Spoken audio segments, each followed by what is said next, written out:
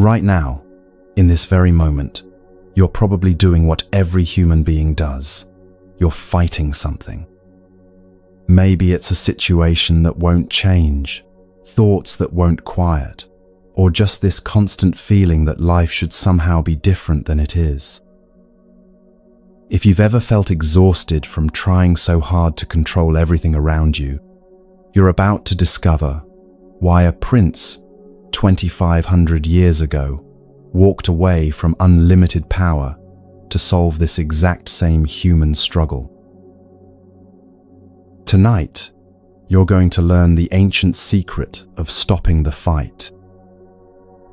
Not giving up, but discovering what Buddha called the end of resistance, the doorway to genuine peace.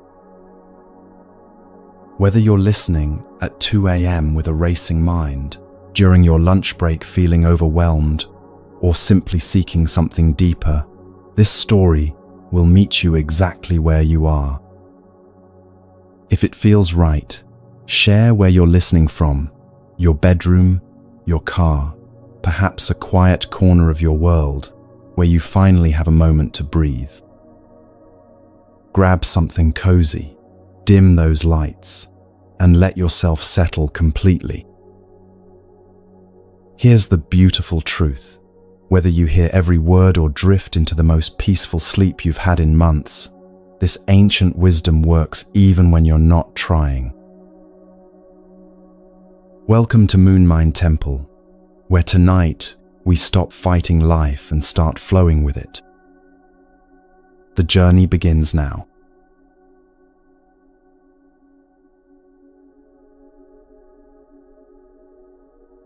There once was a city so beautiful that even the gods would pause in their celestial wanderings just to gaze upon it.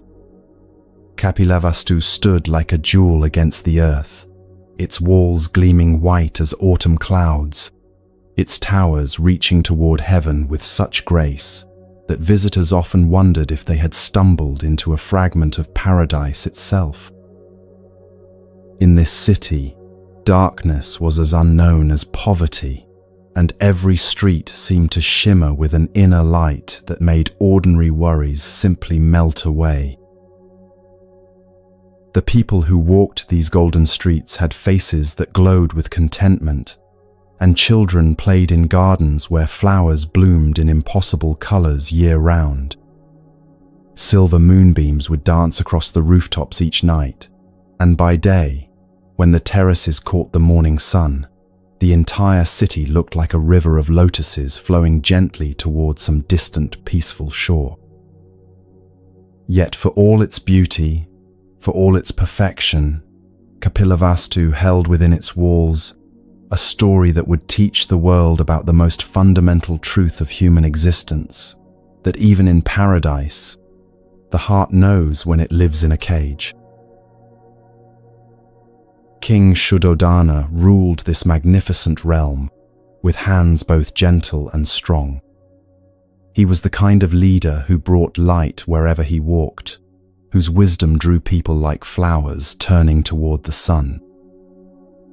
Generous beyond measure, just in all his dealings, he had created not just a kingdom, but a living testament to what human society could become when guided by compassion and truth. His subjects loved him, not because they had to, but because his very presence reminded them of the goodness that lived within their own hearts. But even the wisest hearts can be clouded by love, and King Shuddhodana's greatest strength would become his deepest struggle. You see, he had learned something that every parent eventually discovers, that loving someone completely means watching them face a world you cannot control, cannot protect them from, cannot make safe, no matter how much power you possess. And sometimes, when our love runs so deep it touches the very core of who we are, we make the mistake of thinking we can build walls high enough to keep pain away from those we cherish most. The king had married many queens, as was the custom of great rulers in those days, But among them all, one woman held his heart completely. Queen Maya was her name, and to see her was to understand why ancient poets spent their lives searching for words to describe beauty that seems to flow from some divine source. When she spoke, it was like listening to birds greeting the first light of spring, and her words carried a sweetness that could heal the deepest wounds in any listener's heart. Her hair fell in waves the color of midnight, and her forehead was smooth as polished diamond. But it was her eyes that captured souls. They held the coolness of lotus petals floating on a still pond, and in their depths, you could see a wisdom that seemed to come from lifetimes of understanding. Maya's virtue was not the rigid kind that judges others, but the flowing kind that simply made everyone around her want to be better than they were. She desired happiness for every living being, spoke only truth, and lived her life as an example of what the human heart looks like when it's completely open to love. King Shuddhodana and Queen Maya lived together in a happiness so complete it seemed to bless the very air around them. Their love was the kind that makes ordinary moments feel sacred, and their quiet contentment rippled outward through the kingdom, like gentle waves spreading across a peaceful lake. But life, as it always does, was preparing to teach them that the deepest joy often comes wrapped in the most profound challenges. One night, at the very hour when spring was being born somewhere in the world, a dream came to Maya as she slept peacefully beside her beloved husband. In this dream, she saw a sight so wondrous that even now, 2,500 years later, mystics and sages still speak of it in hushed, reverent tones. A young elephant descended from the sky, moving with such grace that the very clouds seemed to part respectfully for its passage. This was no ordinary elephant, but a being that seemed made of pure light itself. It had 6 great tusks that gleamed like pearls, and its skin was white as the snow that crowns the highest mountains, white as the first light of dawn breaking over a world made new. As Maya watched in wonder, this celestial being approached her with such gentleness that her heart opened like a flower, recognizing the sun. The elephant entered her womb, and suddenly the entire universe seemed to shift into a higher key of existence. Thousands of gods appeared before her, singing songs so beautiful that Maya understood in that instant that never again would she know the small anxieties that plague ordinary human hearts. Hatred could not touch her, anger had no place in her being, and all the restless worries that once troubled her mind simply dissolved like morning mist meeting the first rays of sunlight. When Maya awakened, she felt a happiness unlike anything she had ever experienced. Not the happiness that comes from getting what we want, but the deeper happiness that comes from understanding that we are part of something infinitely beautiful and purposeful. She walked slowly through the palace gardens until she found a shaded spot beneath a tree that seemed to welcome her with its gentle branches. There, surrounded by flowers that nodded in the morning breeze, she sent 2 of her most trusted maidens to find the king. "Tell King Shuddhodana," she said, her voice carrying a new quality that made the maidens want to bow their heads in reverence, "that his queen wishes to see him in the garden. Tell him I will wait here, beneath the flowering tree, for I have something of great importance to share." The king was in his audience hall, surrounded by counselors, listening to the concerns of his people with the patient attention that had made him beloved throughout the land.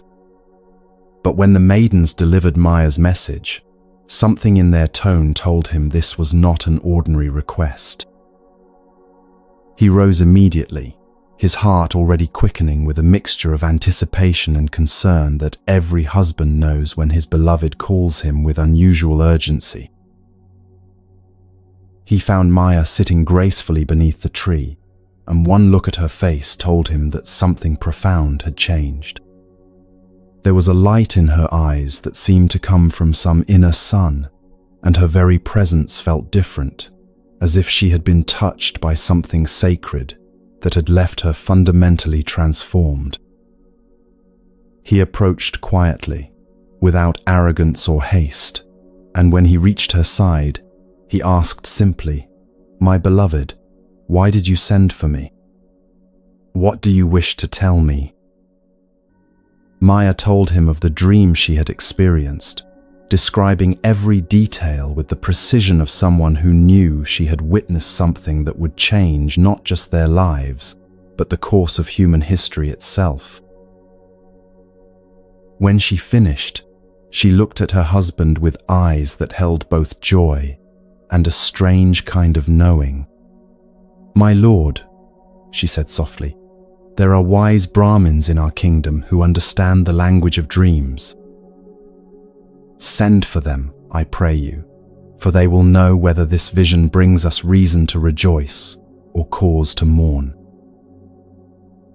The king agreed immediately, and soon the most learned dream interpreters in Kapilavastu were summoned to the palace. These were men who had spent their lives studying the mysterious ways that the divine communicates with human hearts, and when they heard Maya's story, their faces lit up with an excitement they could barely contain. They spoke to the royal couple with voices trembling with awe. "O king, O queen," they said, their words flowing like music, "a great joy is to be yours. A son will be born to you, distinguished by the favor of all the gods in heaven. If one day he should renounce royalty, if he should leave this palace and live the wandering life of one who seeks truth above all earthly treasures, he will deserve praise beyond anything mortals can imagine. He will richly deserve gifts more magnificent than all the wealth of kingdoms, for he will be adored by all the worlds because he will give them that which they hunger for most deeply. O Master, O Mistress, your son will be a Buddha, one who is fully awakened to the truth that sets all beings free." The months that followed passed like a gentle dream within a dream. Maya carried her child with a grace that seemed to bless everyone who saw her, and throughout the kingdom, it was as if the very air had become lighter, more hopeful, charged with the promise of something wonderful approaching. Then, one day when the trees were heavy with blossoms and the world itself seemed to be celebrating, Maya knew that the time had come. She walked into a grove where nature had prepared the most beautiful of settings, trees so laden with flowers that their branches drooped under the weight of their own beauty. Maya moved among them with the unhurried grace of someone who knows she is exactly where she needs to be, exactly when she needs to be there. She came to a tree that seemed to call to her, its branches heavy with blossoms that perfumed the air, with a fragrance like concentrated joy. Gracefully, she extended her hand and drew down a branch, and in that moment of perfect connection between human and nature, something extraordinary happened. She stood very still, a smile spreading across her face like sunrise breaking over the world, and the maidens who attended her received into their arms a child whose birth made all of creation tremble with joy. At that same instant, everything alive in the world felt the tremor of something unprecedented happening. The earth itself quivered with delight, and songs and the pattern of dancing feet echoed through the sky as if all the celestial beings were celebrating the arrival of someone they had been waiting for through countless ages. Trees of all seasons burst into flower simultaneously. Ripe fruit hung heavy on branches that had been bare moments before, and throughout the world, the sick were suddenly freed from their suffering. The hungry found themselves satisfied, and those who had been lost in darkness discovered themselves filled with inexplicable light. One of Maya's maidens ran to King Shuddhodana with feet that barely seemed to touch the ground. "My lord! My lord!" she cried, her voice ringing with such joy that everyone who heard it felt their own hearts lift in response. "A son is born to you. A son who will bring glory beyond imagining to your house and to all the world." The king stood speechless for a long moment, his face radiant with a happiness so complete it seemed to transform his very being. He knew in that instant what every parent knows when their child arrives, that the world had just become a different place, charged with new meaning, new possibility, new love that expanded the heart beyond anything it had known was possible. Presently, he summoned all the Shakyas, his kinsmen and nobles, and commanded them to accompany him to the garden where his son had entered the world. They formed a procession that was like something from a celestial court, nobles and wise men, priests and counselors, all moving with the kind of reverent gravity that comes when ordinary humans find themselves witnesses to the extraordinary. When they reached the child, King Shuddhodana approached with steps that were both eager and humble. He made a deep bow before his newborn son, and in a voice that carried across the grove like a sacred proclamation, he said, "Do you bow as I bow before the prince to whom I give the name Siddhartha, he whose purpose will be fulfilled?" Now, in the mountains not far from Kapilavastu, lived a hermit whose name was spoken with reverence throughout the land. Asita was so old that his years could hardly be counted, and his austerities and meditations had made him beloved of the gods themselves. When word reached him of the birth of one who was destined to save humanity from the endless torment of suffering and rebirth, his heart filled with such longing to see this child that he immediately set out for the palace. His arrival at the court caused a stir of excitement, for Asita rarely left his mountain retreat, and when he did, it was always for reasons that proved to be of the deepest significance. His years and his wisdom lent him a dignity that made even kings bow their heads in respect, and King Shuddhodana received him with all the honor that custom prescribed for such a revered holy man. "Happy indeed am I," the king said, "that this child of mine has drawn the venerable Asita to visit our humble court. Command me, wise one, what must I do? I am your disciple, your servant in all things." The hermit's eyes shone with a light that seemed to come from years of seeing beyond the surface of things to the truth that lies beneath. He spoke in a voice that was gentle, yet carried the authority of one who had spent decades in communion with the deepest mysteries of existence. "This has happened to you, O noble and generous king, because you love duty above convenience, because you are ever kind to those who are wise and to those who have lived long and seen much. This has happened because your ancestors, though rich in gold and land, were above all rich in virtue. Know the reason for my coming, O king, and let your heart be filled with joy beyond measure." Asita paused, his gaze turning inward, as if he were listening to voices that others could not hear.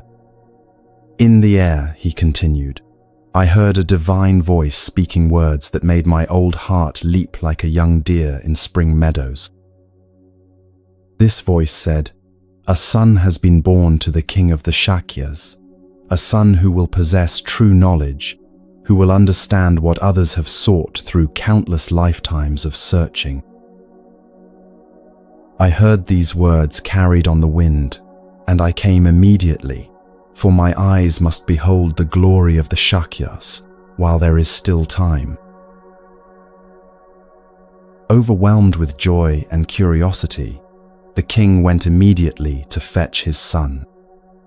Taking the infant gently from his nurse's protective arms, he brought him to the aged hermit with the careful reverence of one presenting a precious jewel to a master appraiser. As Sita looked at the child with eyes that had learned to see far beyond the surface of things, and as his gaze took in the tiny form before him, he noticed marks upon the baby's body that made his breath catch in his throat.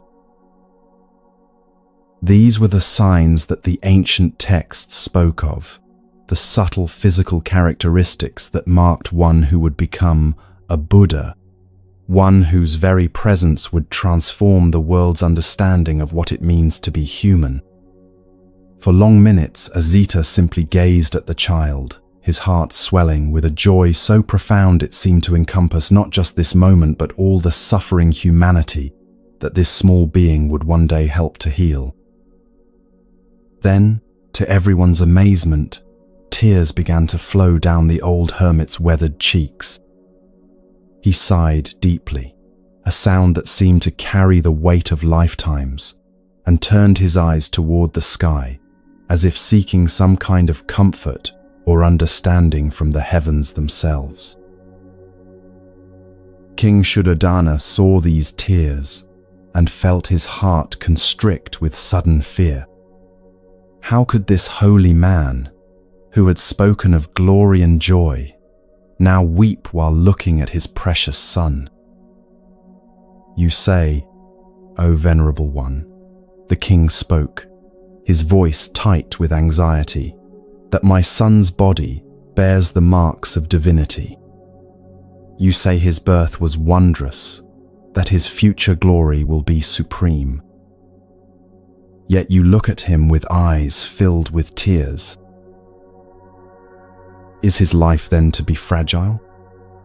Was he born only to bring me sorrow? Must this new branch wither before it has burst into flower? Speak, O saintly man, speak quickly, for you know the great love a father bears his son. Do not let me suffer in uncertainty." Asita looked at the king with eyes full of compassion, understanding the fear that gripped any parent's heart when faced with uncertainty about their child's future. "Be not distressed, O king," he said gently, his voice carrying the comfort of absolute truth. "What I have told you is completely accurate. This child will know glory beyond anything the world has yet seen. If I weep, it is not for him or for you, but for myself and for the nature of time that governs even the lives of hermits who have spent decades learning to transcend ordinary limitations." He paused, looking once more at the child who lay peacefully in the king's arms, seemingly aware of the profound conversation taking place around him. "My life draws to its close," Asita continued, "and he is just beginning his journey toward becoming the one who will destroy the evil of endless rebirth and suffering. To those wandering in the forest of existence like travelers who have lost their way and cannot find the path home, he will point out the road to salvation that leads beyond all sorrow. Therefore, do not grieve, O king. I alone am to be pitied, for I who have practiced austerities through countless seasons, who have meditated until my mind became as still as a mountain lake, will never hear the voice of your son proclaiming the law that sets all beings free. Yes, even one who ascends to the loftiest realms of heaven is to be pitied if he misses the chance to hear the words that this child will one day speak to heal the world's pain. These words of Asita brought the king a complex mixture of emotions. Relief flooded through him as he understood that his son would indeed live and flourish, would know glory beyond imagining. But then anxiety crept in as he pondered the hermit's prediction that the prince would renounce royalty, would choose the life of a wandering seeker rather than accepting the throne and continuing the family line. Did this mean that at his death, the noble line of the Shakyas would simply end, that all he had built would crumble into nothing? Yet this worry proved to be short-lived, for from the very moment of Siddhartha's birth, it seemed as if fortune herself had decided to bless the kingdom of Kapilavastu. Like a great river whose waters are swollen by countless tributaries flowing in from all directions, new riches poured into the royal treasury each day. The kingdom flourished as never before. The land yielded abundant crops. Sleek cattle grazed contentedly in meadows that stayed green throughout all seasons. Women bore their children easily and without suffering, and men lived in such harmony with their neighbors that conflict became as rare as snow in summer. Happiness and tranquility reigned throughout the land, as if the very presence of this special child had somehow elevated the consciousness of everyone who shared the same sky. But even in the midst of this golden prosperity, sorrow found its way into the palace. The joy that had come to Maya proved too intense for her human form to contain for long. 7 days after giving birth to the child who would change the world, she died peacefully and ascended to join the gods in whatever realm awaited one who had been chosen to mother a Buddha. It was as if her earthly purpose had been so perfectly fulfilled that there was nothing left for her to do but return to the divine source from which she had come. Maya had a sister, Maha Prajapati, who in beauty and virtue was almost her equal, possessing the same gentle wisdom and boundless compassion that had made Maya so beloved.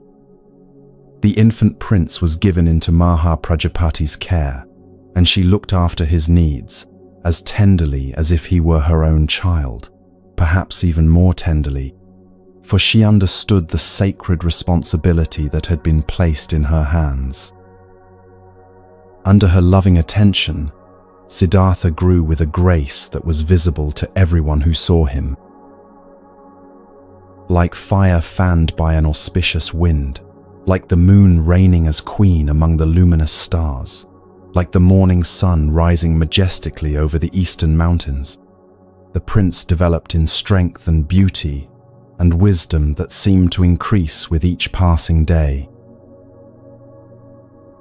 As the years passed and Siddhartha grew from infant to child to young man, King Shuddhodana found himself torn between pride in his son's extraordinary development and a growing anxiety about the prophecy that haunted his thoughts.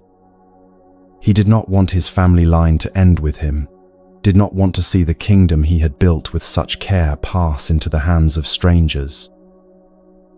"I will surround my son with such pleasure, such beauty, such constant delight," he thought to himself, "that he will never feel the lack that leads men to seek something beyond the world of the senses. Perhaps if I can awaken in him a deep love for the joys that life offers, I will have grandsons who will carry on our noble lineage."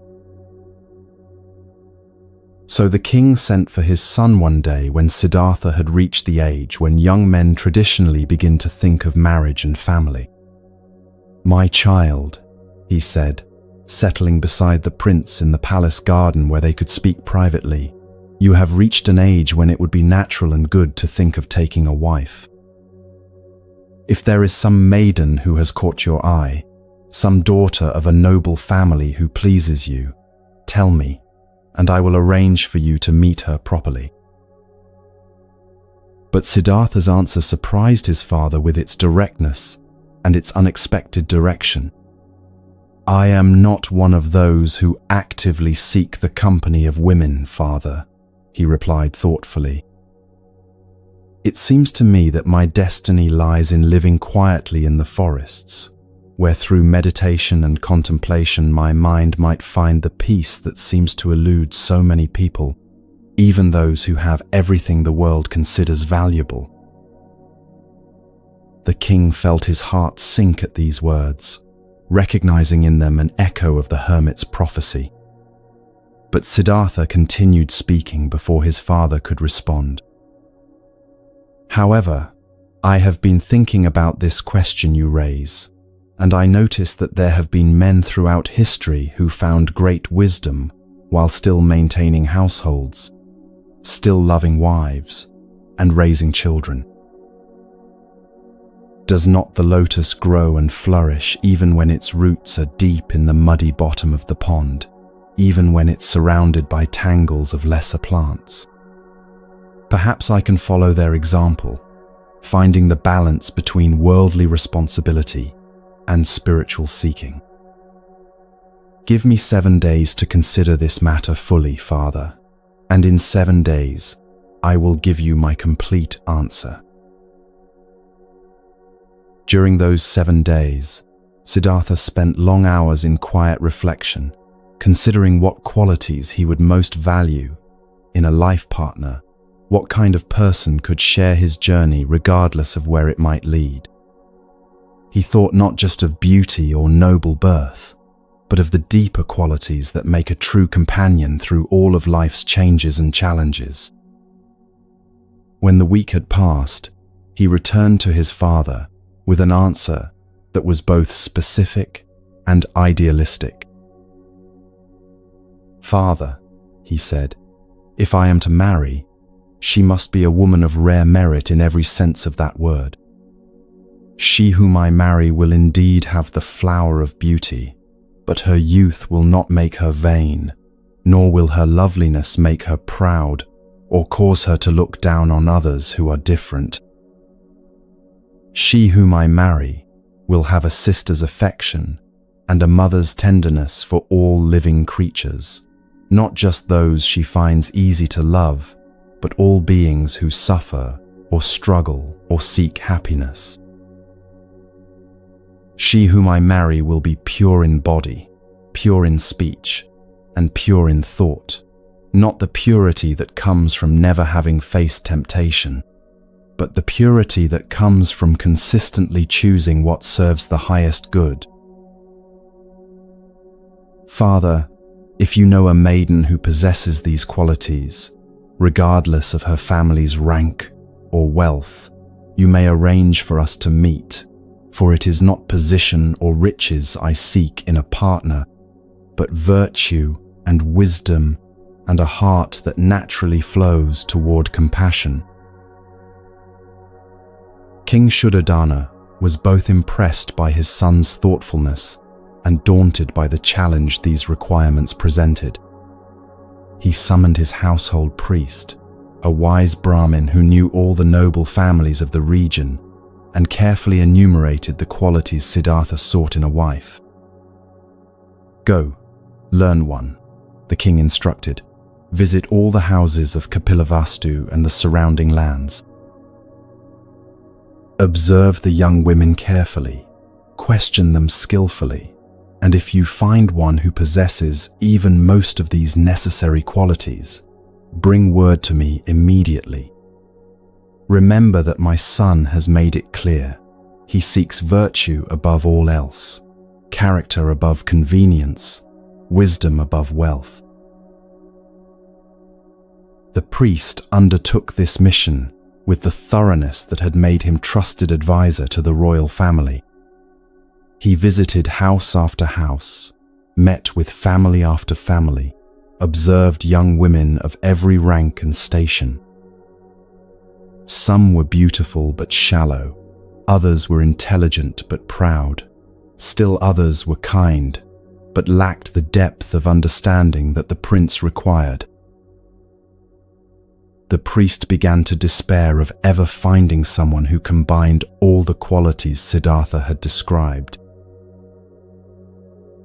Finally, his search brought him to the home of Dandapani, a respected member of the Shakya clan who had always lived with honor and dignity. Dandapani had a daughter named Gopa, and the moment the priest saw her, his heart filled with excitement and relief. Here was a young woman who possessed not just physical beauty, but something far rarer, a natural grace that seemed to flow from inner peace, eyes that held both intelligence and compassion, and a presence that made everyone around her feel somehow more hopeful about life. When the priest spoke with her, asking the kinds of questions that would reveal her character and understanding, he found himself amazed by the wisdom of her responses and the genuine kindness that informed everything she said. She spoke of life's challenges, not with the naive optimism of someone who had never suffered, but with the mature acceptance of someone who had learned to find meaning even in difficulty. She talked about other people with a natural compassion that never slipped into condescension, and her thoughts about the purpose of life revealed a depth of understanding that the priest had rarely encountered in someone so young. Excited by his discovery, the priest returned immediately to King Shuddhodana. "My lord," he announced, his voice bright with satisfaction, "I have found a maiden truly worthy of your son." In all my travels through the kingdom, questioning and observing, I have met no one who combines such beauty with such wisdom, such grace with such genuine virtue. "Where did you find this remarkable young woman?" the king asked, hope rising in his heart. "She is the daughter of Dandapani of the Shakya clan," the priest replied. "Though I have complete confidence in my judgment, my lord, I know that even the wisest advisors can sometimes see what they hope to see rather than what truly is. Perhaps it would be wise to arrange some way for Prince Siddhartha himself to observe this young woman and form his own impression before any formal arrangements are made." King Shuddhodana agreed that this was a prudent approach. He arranged for skilled craftsmen to create many beautiful jewels from gold and silver, ornaments that would serve as appropriate gifts for the young women of the kingdom. Then he sent a herald through the streets of Kapilavastu with this announcement: "On the 7th day from today, Prince Siddhartha, son of King Shuddhodana, will present gifts to all the unmarried young women of the city. Let all who are eligible appear at the palace at the appointed time to receive these tokens of the royal family's appreciation for the grace and beauty that the young women of our kingdom bring to our community." When the appointed day arrived, the palace hall was decorated with flowers and silks that turned the great room into something resembling a celestial court. Prince Siddhartha took his place on a throne that had been specially prepared for the occasion, and one by one, the young women of Kapilavastu filed before him. To each maiden who approached, he presented a carefully chosen jewel, but something curious happened that no one had anticipated. Each young woman who came before the prince was so struck by his extraordinary beauty and presence that she found herself unable to meet his eyes directly. Some lowered their gaze to the floor, others turned their heads away, and still others found themselves so overwhelmed that they hurried past after receiving their gift without daring to look at him at all. It was as if Siddhartha possessed a kind of radiance that was too intense for ordinary perception, a quality that inspired both awe and a strange kind of shyness in everyone who encountered it. Gopa was the very last young woman to appear, and when she entered the hall, something in the atmosphere seemed to shift. She walked toward the throne with a confidence that was neither proud nor timid, but simply natural, as if she were approaching an old friend rather than a prince she had never met. When she reached the dais, she looked directly into Siddhartha's eyes without flinching, without blushing, without any of the self-consciousness that had affected all the others. But when Siddhartha reached for the box that contained the remaining jewels, he discovered that it was empty. In his attention to making sure each young woman received an appropriate gift, he had not kept count, and now he found himself facing the one person he most wanted to honor, with nothing to offer her.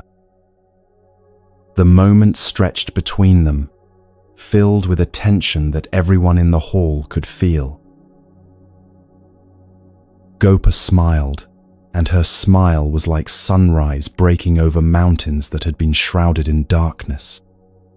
"Prince," she said, her voice carrying a musical quality that made everyone who heard it want to lean closer. "In what way have I offended you that you treat me differently from all the others?" "You have not offended me in any way," Siddhartha replied, and those who were listening noticed that his voice, too, had taken on a quality they had never heard before, warmer, more alive, as if something in him was awakening in response to her presence. "You are the last to appear, and I have no jewel remaining to give you." As he spoke, he remembered that on his finger he wore a ring of exceptional beauty and value, one that had been made by the finest craftsman in the kingdom. Without hesitation, he removed it and extended it toward her. "This ring was mine," he said simply, "and now I offer it to you." But Gopa did not reach out to take the ring. Instead, she looked at him with eyes that seemed to see more than his outward appearance, that seemed to understand something about his nature that perhaps he did not yet fully understand himself. "Prince," she said softly, "must I accept this ring from you? Should I take something that belongs to you, something that you value? It seems to me that it should be the other way around. It should be I who offers you a gift, for what could I possibly give you that would equal what you have already given, just by being who you are?" With these words, she turned and walked from the hall, leaving Siddhartha holding the ring and feeling as if something fundamental had just shifted in his understanding of life and relationship, and the mysterious ways that souls recognize each other across the apparent separations of ordinary existence. When King Shuddhodana heard the full story of this encounter, his heart leaped with joy and recognition.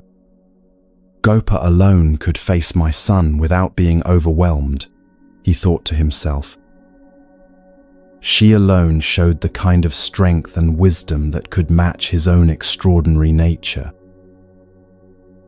She who would not accept the ring he removed from his own finger, she, my son, will be your most precious jewel, more valuable than all the treasures in all the kingdoms of the world.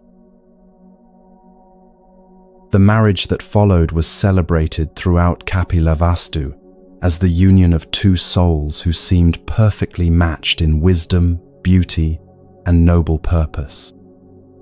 Siddhartha and Gopa lived together in a happiness that seemed to bless everyone who witnessed it, their love flowing outward like light from a lamp that illuminates not just its immediate surroundings, but spreads its warmth far into the darkness. In time, Gopa bore a son, and they named him Rahula, which means chain or bond, though neither of them could have known then how prophetic this name would prove to be. King Shuddhodana watched his family grow with a satisfaction so complete it seemed to encompass all his dreams of dynastic continuity and royal succession. He was as proud of his grandson's birth as he had been of his son's, and he continued along his path of virtue and wisdom, living almost like a hermit himself, despite his royal responsibilities, his actions guided always by what would serve the highest good of his people. Yet beneath his contentment, the king maintained his determination to surround his son with such constant pleasure and beauty that the young prince would never feel drawn to seek anything beyond the palace walls. Siddhartha continued to live in the 3 magnificent palaces his father had built for him, one for winter, one for summer, and one for the rainy season. Each palace was a marvel of architecture and design, furnished with everything that could possibly delight the senses or comfort the body. In these residences, white as autumn clouds and bright as the celestial chariots that the gods themselves might choose for their pleasure journeys, the prince seemed to have access to every joy that human life could offer. He spent his days in pursuits that would have satisfied most men completely, listening to music played by Gopa and her companions, women whose skill was so refined they could make even the gods pause in their celestial activities to listen. He wandered through gardens where flowers bloomed in impossible abundance, where the very air seemed perfumed with contentment. He had access to the finest foods, the most beautiful art, the most stimulating conversation, and the company of people who loved him and delighted in his happiness.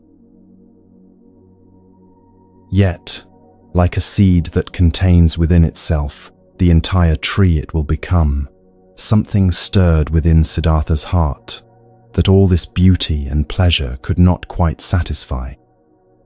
It was not that he was ungrateful or restless in any ordinary sense. He appreciated the love that surrounded him, the luxury that cushioned his every day, the wife who brought him joy, and the son who carried on his lineage.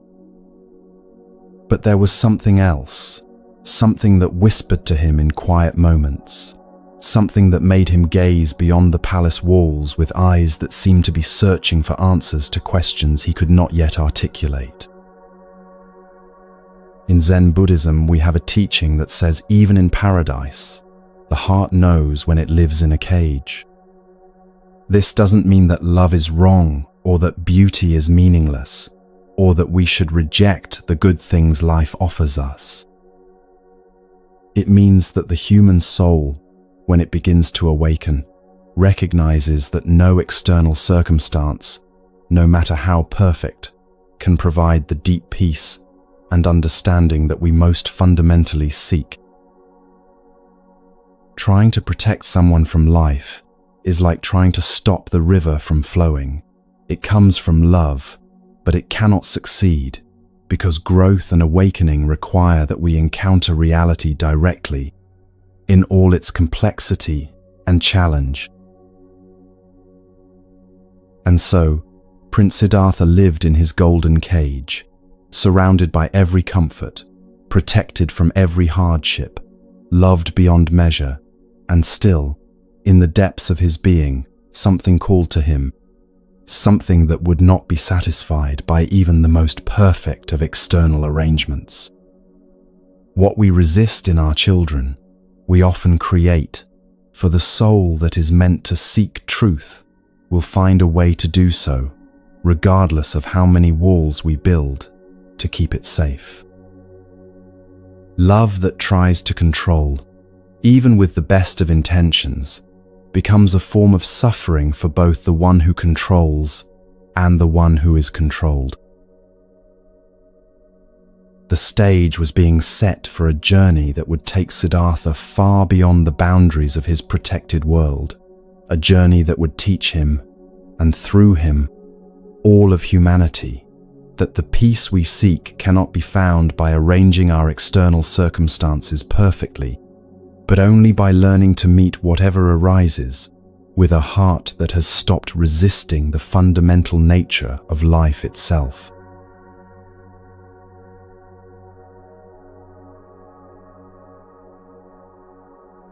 One day, as spring was painting the world in fresh colors, and the air itself seemed to sing with new life, someone came to the palace and spoke in Siddhartha's presence about the beauty that waited beyond the palace walls. They described how the grass in the meadows had turned the most tender shade of green, how birds filled the trees with songs that celebrated the return of warmth, and how in the ponds throughout the countryside, great lotus blossoms were opening their petals like nature's own prayer of gratitude. They spoke of gardens where young lovers walked hand in hand, of festivals where people gathered to celebrate the simple joy of being alive, of a world that had broken free from winter's chains and was now dancing with the irrepressible energy of renewal. As Siddhartha listened to these descriptions, something stirred within him that he had never felt before, a longing so deep and sudden it took his breath away. It was like being an elephant who has been kept in the finest stable imaginable, given the best food and the most comfortable surroundings, but who suddenly catches the scent of the wild forest on the breeze and remembers that there is a vast world beyond the walls that have defined his entire existence. The prince felt an irresistible desire to leave the palace, to see for himself this world of changing seasons and natural beauty that had been described with such loving detail.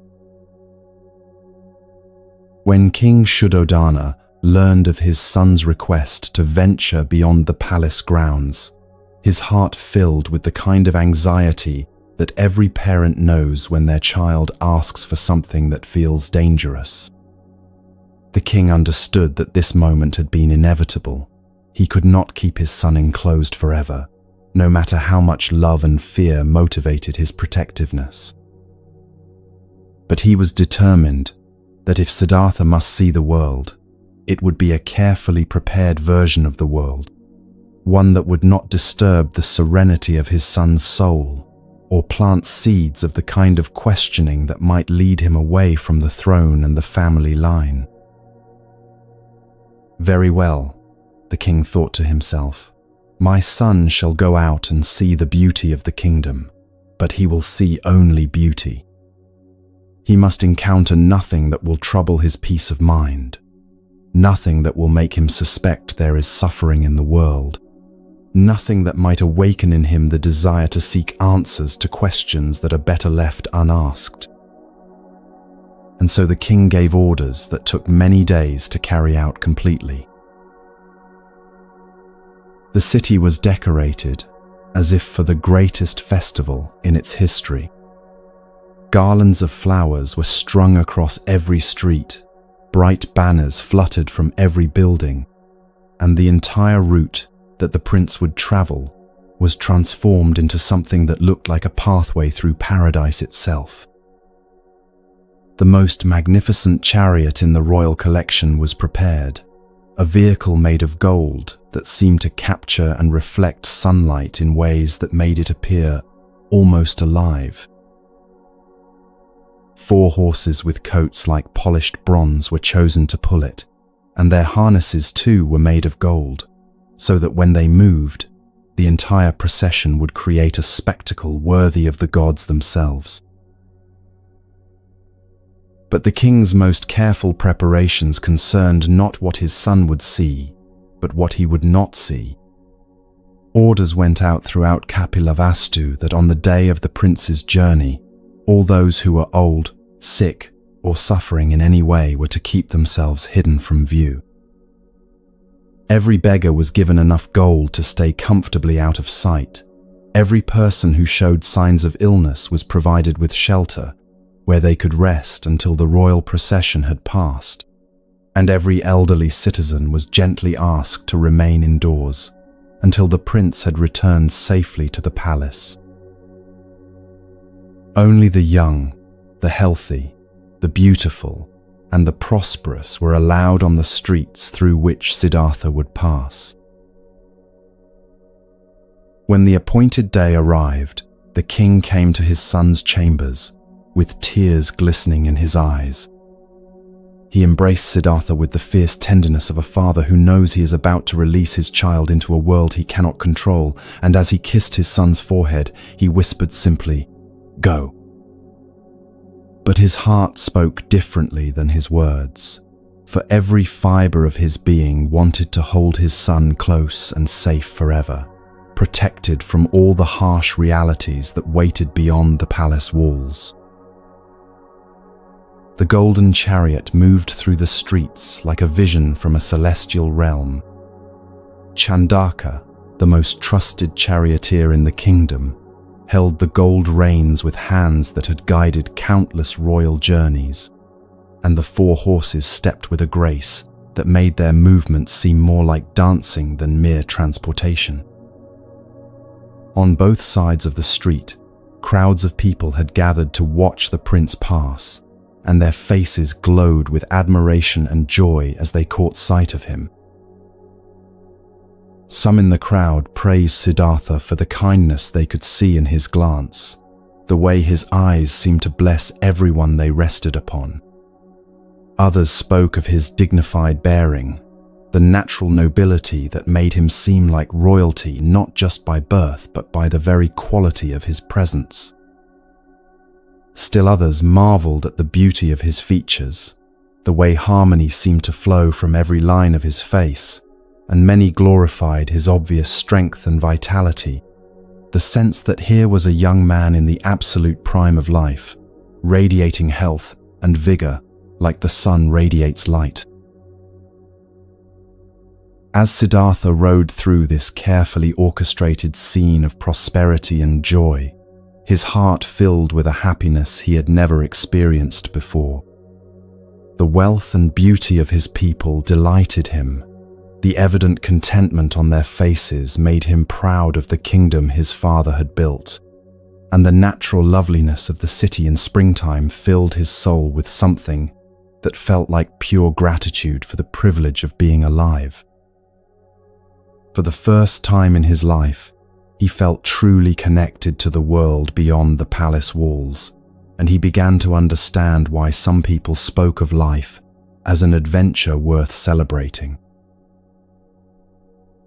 But the gods, those mysterious forces that govern the unfolding of destiny, had different plans for this day than King Shuddhodana had so carefully arranged. In the wisdom traditions, we learn that reality has a way of breaking through even the most elaborate attempts to hide it, for the soul that is ready to awaken will find its teachers in the most unexpected places. What we don't face, we cannot heal, and sometimes the universe itself conspires to show us exactly what we most need to see, precisely when we are ready to receive its lessons.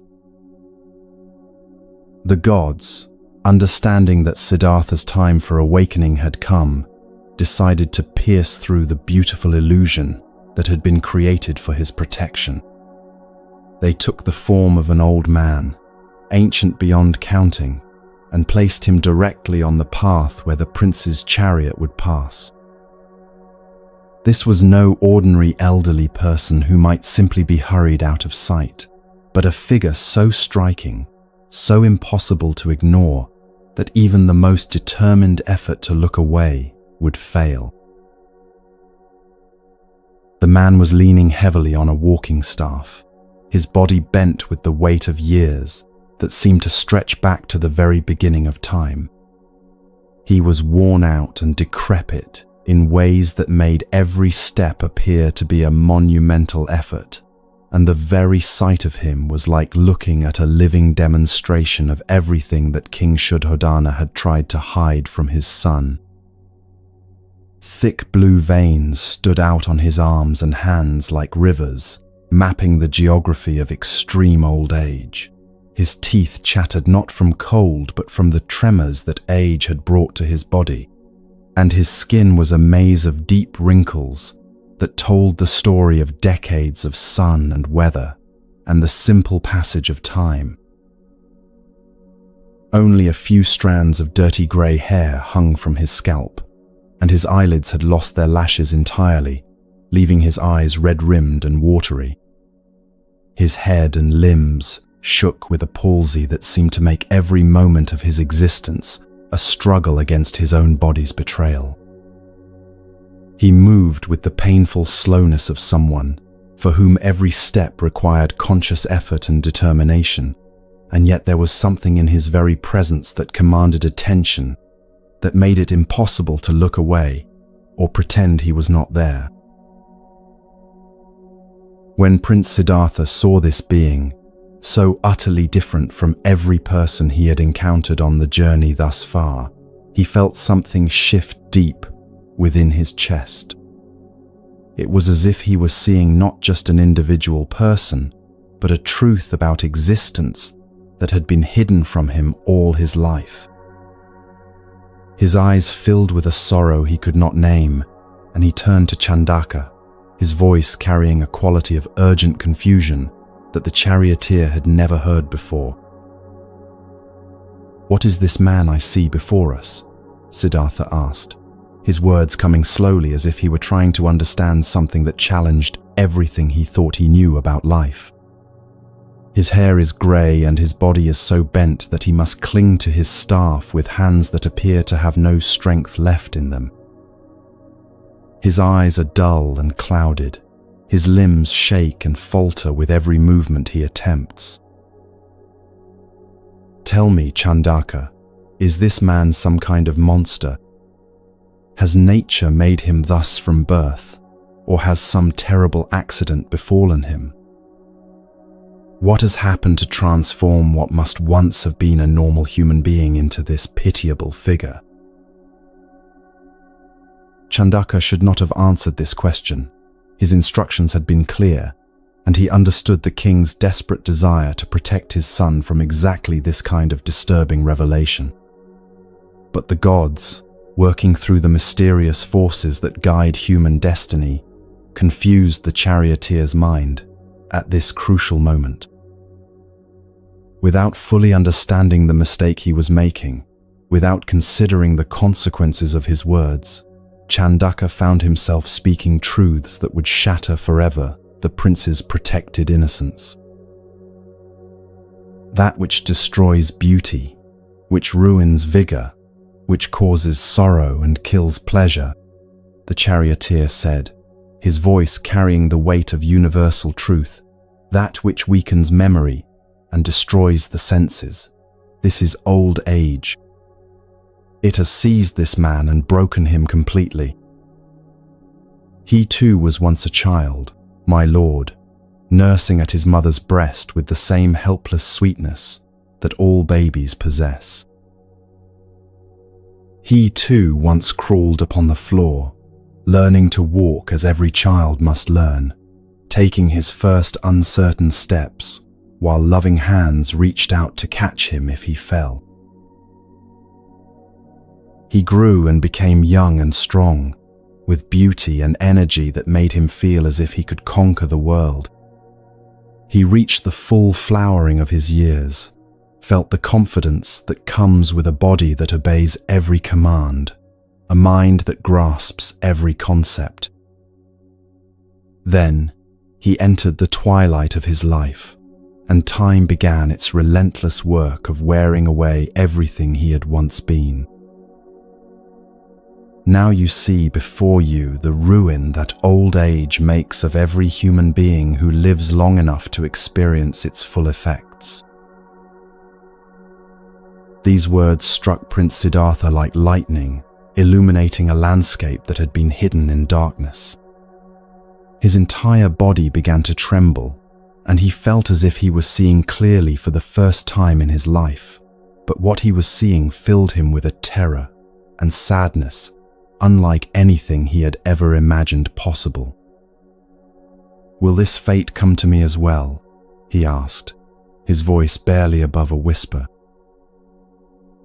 "My lord," Chandaka replied, now fully caught up in the momentum of truth, telling that seemed to have taken control of his tongue. Youth will leave you someday, just as it has left this man and every person who has ever lived. To you too will come this troublesome old age that stops our strength in its tracks and steals our beauty like a thief in the night. Time spares no one, my prince, not the wealthy or the poor, not the wise or the foolish, not the royal or the common. It moves through every life like water flowing downhill, inevitable and unstoppable, carrying away everything we think of as permanent and leaving us changed beyond recognition. Siddhartha felt his entire understanding of life crumble and reform in the space of a few heartbeats. He shuddered like a bull at the sound of thunder, uttered a deep sigh that seemed to come from the very center of his being, and shook his head as if trying to wake from a nightmare. His eyes moved back and forth between the wretched figure of the old man and the happy, unsuspecting crowds that surrounded them on all sides, and when he spoke, his words carried the gravity of someone who has just discovered a truth so fundamental that it changes everything.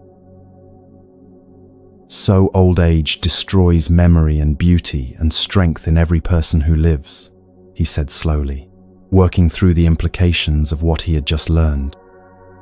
Yet these people around us continue with their daily activities as if nothing threatens them. They laugh and celebrate and make plans for the future as if they have not seen what I have just seen. How can they delight in gardens and flowers and festivals when this fate awaits every one of them? How can their minds think of anything except the terrible reality of aging? Turn the horses around, Chandaka. Let us return to the palace immediately, for I cannot find joy in beauty when all I can see is the destruction that time will bring to everything I behold. The return journey to the palace passed in complete silence, with Siddhartha lost in thoughts that seemed to spiral deeper and deeper into darkness with every turn of the chariot wheels. When he reached his chambers, he found that peace had become impossible. He wandered through the halls that had once been his refuge, but now every tapestry, every beautiful object, every comfort seemed to mock him with its temporary nature. Old age, he murmured to himself as he walked. Old age, and the words became a kind of meditation on impermanence that filled his heart with a sorrow he could not escape. In Zen Buddhism, there is a teaching that impermanence is not the problem, fighting it is. But Siddhartha had not yet learned this wisdom, and so his first encounter with the reality of aging filled him with the kind of resistance that creates suffering. He was fighting against a truth that his protected upbringing had never allowed him to face directly, and this fight was exhausting him in ways that no physical challenge ever had. What we don't face, we cannot heal, and the prince was now beginning the painful but necessary process of confronting the realities that every human being must eventually acknowledge. King Shuddhodana noticed his son's changed demeanor immediately, though he did not yet know its cause. When he learned from other sources what had happened during the journey, his heart sank with the knowledge that his careful planning had failed and that his worst fears were beginning to come true. He decided that perhaps another excursion would help restore his son's spirits, and he issued even stricter orders about keeping all signs of suffering and difficulty away from the prince's path. But the gods, having begun their work of awakening, were not finished with their teachings. Some days later, Siddhartha expressed a desire to ride through the city once again, hoping perhaps that the beauty he had found so delightful on his first venture might help him forget the disturbing images that haunted his thoughts. The king arranged another procession, this time with even more elaborate precautions to ensure that his son would see only joy and prosperity. But once again, the forces of destiny intervened to show the prince exactly what he needed to see, regardless of how carefully his father tried to control his experience. This time, the gods created a man afflicted with a terrible disease and placed him where Siddhartha's path would lead him inevitably to encounter this new form of human suffering. The sick man was a sight that would have moved even the hardest heart to compassion. His belly was swollen with illness, his arms hung limp and useless at his sides, and his face had taken on the peculiar pallor that comes when disease has gained the upper hand in its battle with health. Pitiful cries escaped from his lips as waves of pain washed over him, and he gasped for breath, like someone drowning in invisible waters. The man staggered as he tried to walk, bumping into bystanders who quickly moved away from him, and it was clear that he was fighting a losing battle simply to remain upright. His condition was so obviously serious that those around him looked on with a mixture of pity and fear, some trying to help while others backed away, uncertain whether his illness might be something they could catch. Then, as Siddhartha watched in horror, the man's strength gave out completely and he collapsed to the ground, his body convulsing with spasms that spoke of internal agony beyond imagination. Chandaka, Siddhartha called to his charioteer, his voice tight with shock and concern. "What is wrong with this man? His stomach is grotesquely swollen. His arms appear to have no strength in them at all, and he is deathly pale. Those sounds he makes, they speak of suffering so intense, I can barely listen to them. He struggles for every breath, as if the very act of breathing has become a battle he is losing. I see him stumbling and falling, unable to control his own body. Tell me, what has happened to this unfortunate person?" Chandaka, perhaps still under the influence of whatever force had compelled him to speak truth during the first journey, found himself once again unable to offer the kind of reassuring lie that might have protected the prince's peace of mind. "My lord," he said, his voice heavy with the weight of another universal truth, "this man is experiencing the torment of sickness. Disease has invaded his body like an enemy army conquering a peaceful city, and his weakness grows greater with each passing hour. Yet he too was once healthy and strong, my prince. He too once woke each morning with energy flowing through his body like a clear stream. He too once moved through the world with the confidence that comes from a body that obeys every command. But sickness makes no distinction between the deserving and the undeserving, between those who have lived carefully and those who have been careless with their health." The implications of this revelation hit Siddhartha like a physical blow. "Is this suffering peculiar to this one man?" he asked urgently. "Or does this same threat hang over all living creatures? Could this happen to me, to my wife, to my son, to everyone I love?" "We are all vulnerable to similar afflictions, my lord," Chandaka replied, his words carrying the finality of absolute truth. "Sickness weighs heavily upon the world like a storm cloud that can appear without warning in any sky. No one is immune. No amount of wealth or power or careful living can guarantee protection from the diseases that can transform any healthy person into someone like the man you see before you. When Prince Siddhartha heard this painful truth about the universality of illness and suffering, his body began to tremble, like moonlight reflected in disturbed water. The second great shock of reality was proving even more devastating than the first, because now he was beginning to see a pattern that suggested that life contained forms of suffering he had never even imagined. He spoke words of such bitterness and profound recognition that they seemed to come from some ancient part of his soul that had always known these truths, but had been kept from acknowledging them. "People see this kind of suffering happening all around them," he said, his voice filled with a mixture of amazement and despair, yet they never lose their confidence in their own safety. They continue to laugh and plan and hope as if they possessed some kind of knowledge that protects them from the very fate they witness happening to others. How great must be their wisdom, or how great must be their blindness, that they can live with such apparent peace while constantly threatened by illnesses that could strike at any moment. Turn the horses around. Chandaka, this pleasure trip has ended before it truly began.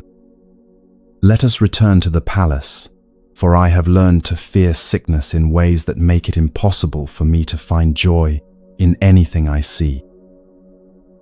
My soul shuns pleasure now, and seems to close up like a flower that has been deprived of light. The prince returned to his palace chambers, wrapped in thoughts that were even darker and more troubling than those that had followed his first encounter with reality. King Shuddhodana noticed immediately that his son's spirits had sunk to an even lower level, and when he inquired about the cause, Chandaka reluctantly told him what had transpired during the second journey. The king's distress was so great that he temporarily lost his usual composure and flew into a rage at the man whose duty it had been to ensure that the streets were clear of anything that might disturb his son. He punished the official, though his natural kindness made the punishment lighter than his anger initially demanded. The man who received this rebuke was completely bewildered, for he had seen neither the old man nor the sick man. They had been visible only to the prince and his charioteer, manifestations of destiny, rather than ordinary human beings who could have been spotted and removed in advance. But the king's anxiety was now approaching panic, and he became more determined than ever to keep his son from venturing beyond the palace walls. He surrounded Siddhartha with entertainments and pleasures of every conceivable kind, bringing in musicians and dancers, storytellers and poets, hoping that beauty and art and constant stimulation might drive away the dark thoughts that seemed to be consuming his son's peace of mind.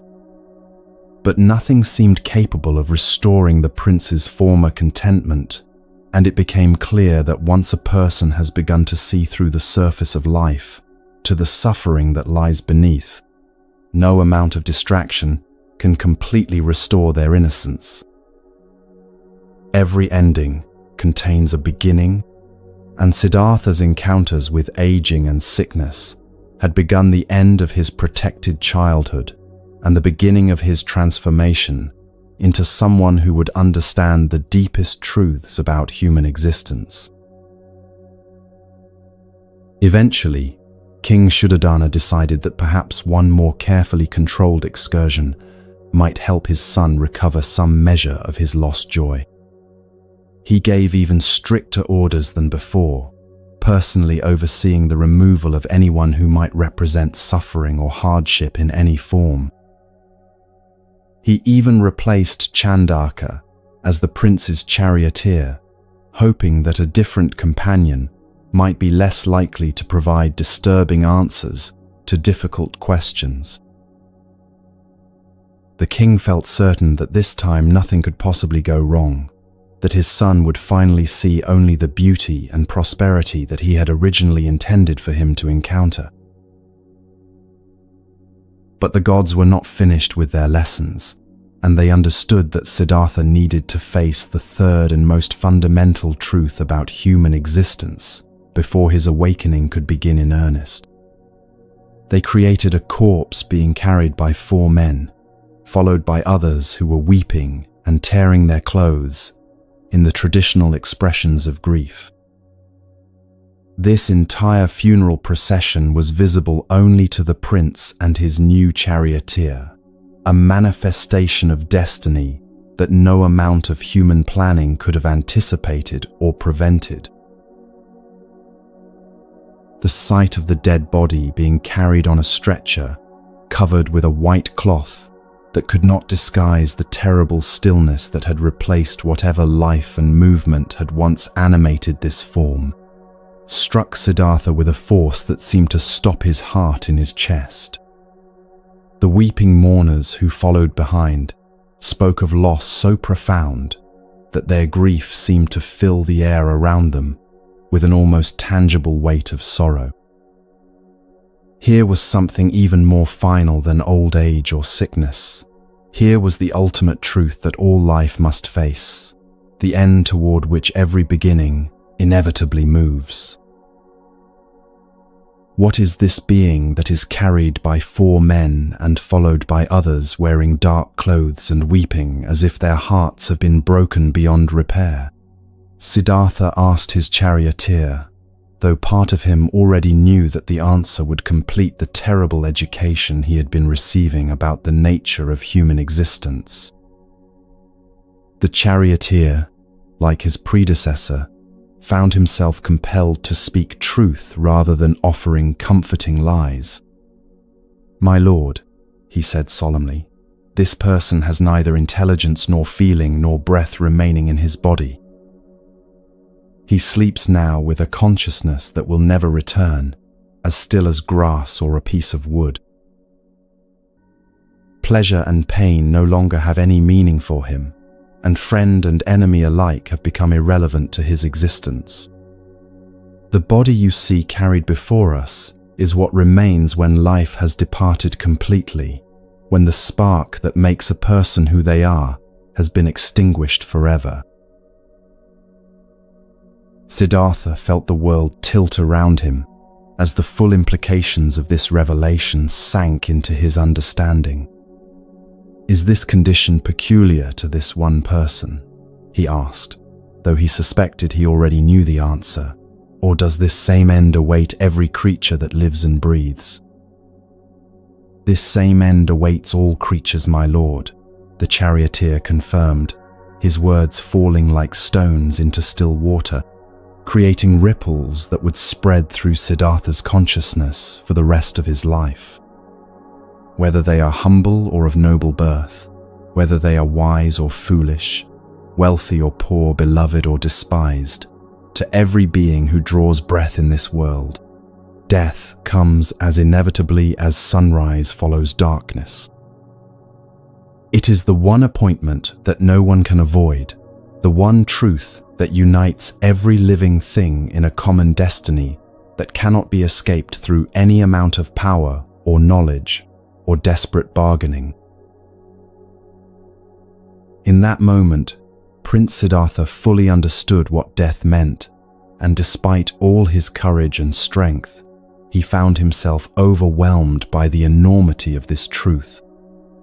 He had to lean against the side of the chariot for support, and when he finally found his voice, his words were filled with a distress so profound it seemed to encompass not just his own mortality, but the mortality of every being he had ever loved. "So this is the destination toward which all life moves," he said, his voice barely audible. "This is the end that awaits every person who laughs and loves and dreams and plans for the future." Yet knowing this terrible truth, people still manage to amuse themselves in countless different ways, still travel the world's highways with songs on their lips, still find reasons to celebrate and hope and imagine that somehow they will be different. Death stalks every step they take, yet they dance as if they will live forever. I am beginning to think that the human heart has become so hardened to reality that it can no longer feel the truth that should terrify and motivate every moment of existence. Turn the horses around, Chandaka. This is no time to wander through flower gardens when every blossom we see is already carrying within itself the seeds of its own destruction. How can any sensible person, anyone who truly understands what death means, seek pleasure when they live constantly in the shadow of their own inevitable ending? But even as he spoke these words of despair and disillusionment, the charioteer continued driving toward the garden where the king had arranged for another carefully orchestrated scene of beauty and entertainment. There, following King Shuddhodana's detailed instructions, Udayan, who was the son of the household priest and had been Siddhartha's closest friend since childhood, had assembled many beautiful young women skilled in dancing and singing, and all the arts that were supposed to delight the hearts of young men. The king had hoped that perhaps feminine beauty and grace might succeed where other forms of entertainment had failed, that the natural attraction between young people might restore his son's interest in the pleasures of earthly life. When the chariot entered the garden, Siddhartha found himself in a setting that would have enchanted him completely just a few weeks earlier. Young trees were heavy with blossoms that perfumed the air with fragrances like concentrated springtime. Birds fluttered about with the kind of joyous energy that comes when nature herself seems intoxicated with the beauty of her own creation. On the surface of clear pools, lotus flowers had opened their petals to drink in the cool air, and the entire scene was designed to be a perfect representation of life at its most beautiful and appealing. The maidens who had been waiting for the prince's arrival rose gracefully as his chariot approached, their faces bright with anticipation and admiration. They moved toward him like flowers turning toward the sun, their eyes sparkling with the kind of excitement that comes from being in the presence of someone whose beauty and nobility seem to emanate from some divine source. Their hands were extended in welcome like blossoms reaching toward light, and everything about their bearing suggested joy and celebration and the kind of innocent pleasure that makes youth so appealing. But Prince Siddhartha was no longer the same person who had once found delight in such scenes. His encounters with old age, sickness, and death had fundamentally changed his way of seeing, and now when he looked at these beautiful young women, he could not help but see them through the lens of the terrible knowledge he had gained. He was not smiling as he had always done before, and the unhappiness that filled his heart was visible to everyone who looked at him. They do not know, these lovely maidens, he thought to himself as he watched them approach with their confident grace and untroubled expressions. They cannot see that youth is as temporary as morning dew, that old age will come and strip them of every quality they now consider permanent. They are blind to the reality of sickness that could transform any of them at any moment from pictures of health into examples of suffering and decay. They know nothing of death, and that ignorance is what allows them to laugh and play and dance as if they have infinite time ahead of them. But I have seen the truth that they have not yet encountered, and this knowledge makes it impossible for me to share their innocent joy. How can I find peace when I understand what awaits all of us? As the day wore on, and the sun began its descent toward the horizon, the maidens gradually noticed that their carefully planned entertainment was having no effect on the prince's mood. Their laughter became more forced, their dancing less spontaneous, as they realized that Prince Siddhartha seemed immune to their charms and uninterested in their attempts to please him. He had no eyes for their garlands or their jewels, no appreciation for the graceful movements they had practiced or the songs they had learned especially for this occasion. Slowly, feeling that their efforts were not only failing but perhaps even unwelcome, they ceased their performances and began the journey back to the city, their spirits dampened by the sense that they had somehow disappointed this prince whom they had hoped so much to delight. When Siddhartha returned to the palace that evening, King Shuddhodana could see immediately that his son's condition had not improved, but had, if anything, grown worse. Udayan reported that the prince had shown no interest whatsoever in the entertainment that had been prepared for him, that he had seemed lost in thoughts so dark and consuming that nothing could reach him. That night, the king found no sleep, lying awake in his chambers and wrestling with the growing certainty that all his efforts to protect his son from life's harsh realities had not only failed, but had perhaps made the eventual confrontation with truth even more devastating than it needed to be. Meanwhile, Siddhartha wandered through the halls of his palace, like a caged lion that has been wounded by some invisible arrow. The luxury that surrounded him no longer provided any comfort. The beauty that had once delighted his senses now seemed like a mockery of the temporary nature of all earthly pleasures. Sleep eluded him completely, as his mind churned with questions that seemed to have no answers and fears that seemed to have no remedy. How could people live with such apparent peace when they knew, or should know, that everything they loved would eventually be taken from them? How could anyone find lasting happiness in a world where aging, sickness, and death ruled supreme over every form of joy and beauty? What was the point of building anything or loving anyone if time would ultimately destroy everything that mattered?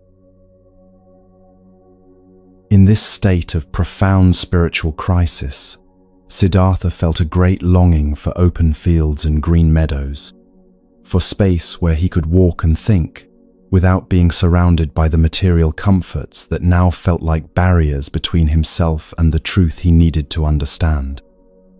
One day, unable to bear the confinement of palace walls any longer, he left his luxurious quarters and wandered out into the countryside that surrounded Kapilavastu.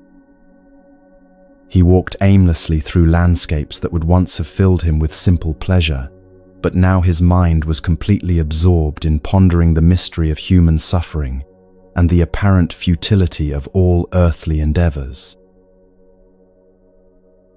He no longer felt the ordinary emotions that had once governed his daily life, neither joy nor grief, neither doubt nor weariness, neither strong desire nor hatred nor scorn could touch him.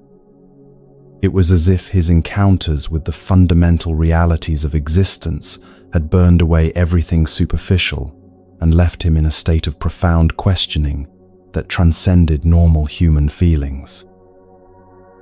The wise person sees what is, not what they wish were, and Siddhartha was beginning to see with a clarity that was both terrible and liberating.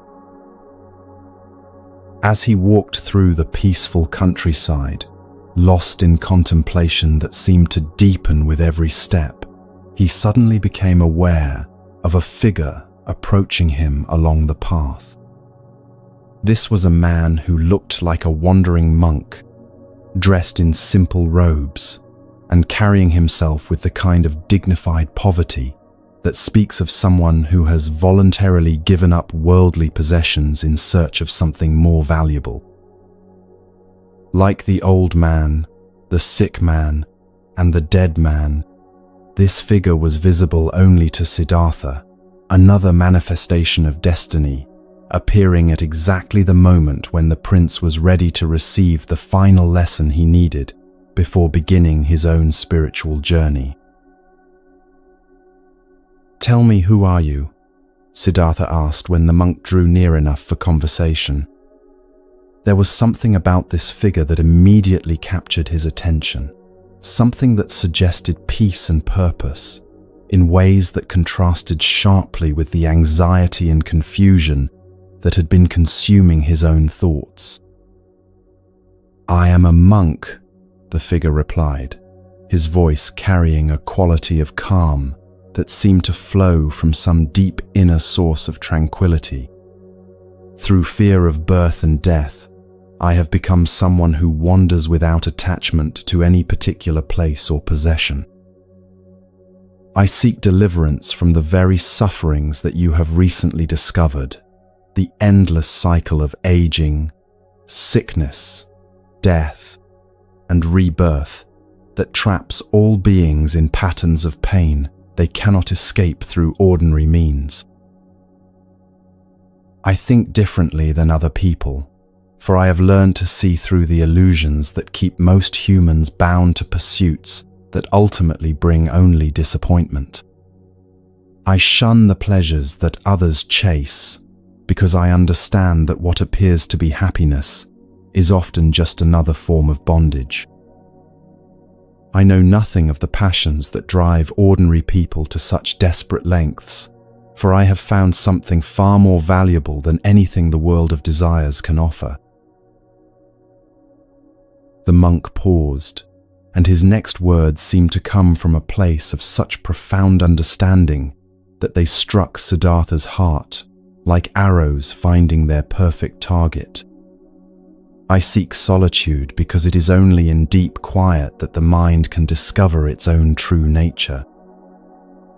Sometimes I live at the foot of a tree, sometimes in the lonely mountains where the wind itself seems to whisper ancient wisdom, and sometimes in forests where every sound teaches patience and every shadow offers lessons in acceptance. I own nothing because I have learned that possessions possess the possessor, and I expect nothing from others because I have found the source of contentment within myself. I wander through the world, living on whatever charity people offer, but my real sustenance comes from seeking the highest good that lies beyond all the temporary satisfactions that keep people trapped in cycles of wanting and disappointment." As soon as he finished speaking these words, the monk began to rise into the sky, ascending like smoke from a sacred fire, until he disappeared completely into the blue emptiness above. This was no ordinary human being, but a god who had taken the form of a wandering seeker in order to show Siddhartha that there was indeed a way beyond the suffering he had discovered, a path that led not to denial of life's difficulties, but to a kind of freedom that could embrace even the most challenging realities without being destroyed by them. The vision of this peaceful monk filled Siddhartha's heart with the first genuine happiness he had felt since his encounters with aging, sickness, and death had shattered his protected innocence. For the first time since learning about the universal nature of suffering, he could see clearly where his own path lay and what he needed to do to find the answers his soul craved. Sometimes we must lose everything to find what truly matters, and Siddhartha realized that his growing disillusionment with palace life was not a problem to be solved, but a doorway to be walked through. He returned to the palace with his mind made up and his purpose crystal clear. The frightened, confused young man who had ventured out that morning had been transformed during his walk into someone who understood his destiny and was prepared to embrace it regardless of the cost. He went directly to his father, bowed respectfully, and spoke words that he knew would break the king's heart, but which represented the only honest response to everything he had learned about the nature of existence. "King and father, he said, his voice carrying a new quality of absolute certainty. "I have a request to make of you, and I pray that you will not oppose it, for my mind is completely determined, and my resolve cannot be shaken. I wish to leave this palace and walk the path of deliverance that leads beyond all the sufferings I have witnessed. I must find the way that leads beyond aging, beyond sickness, beyond death itself, not by denying these realities, but by discovering the truth that sets the heart free, even in the midst of a world where such things are inevitable." The transformation was complete. Prince Siddhartha had become a seeker, and nothing would ever be the same again.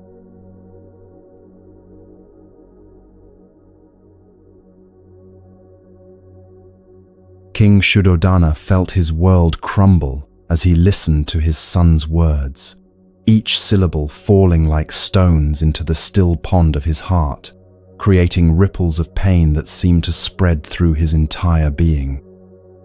The very thing he had feared most, the prophecy that had haunted his dreams since Siddhartha's birth, was now unfolding before his eyes with the terrible inevitability of sunrise.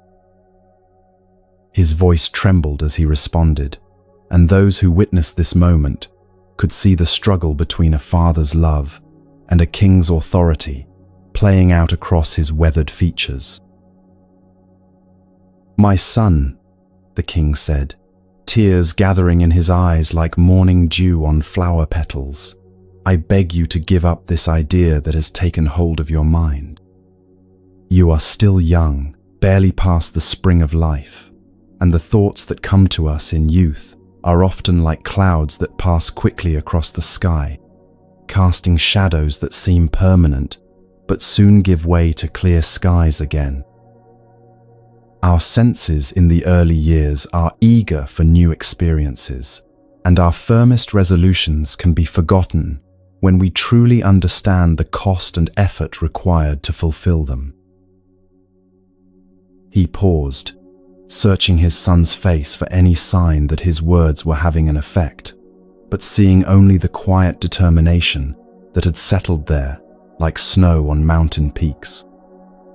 "Besides," the king continued, his voice growing more desperate, "it is a grave mistake to attempt such austere practices while the body is still young and strong. First experience the joys that youth offers, then those that come with maturity and middle age, and only then, when you have lived fully in the world and understand what you are truly leaving behind, consider retiring to the forests to become a hermit. There is time, my beloved son. There is so much time ahead of you to explore every path, to satisfy every question that troubles your mind." But Prince Siddhartha's response carried the weight of someone who had seen beyond the veils that hide life's deepest truths from ordinary perception.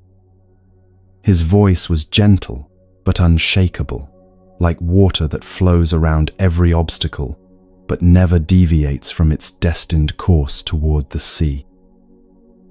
"Father, dear father," he said, "if you can promise me 4 things, then I will gladly remain in your house and never speak again of seeking truth in the forests.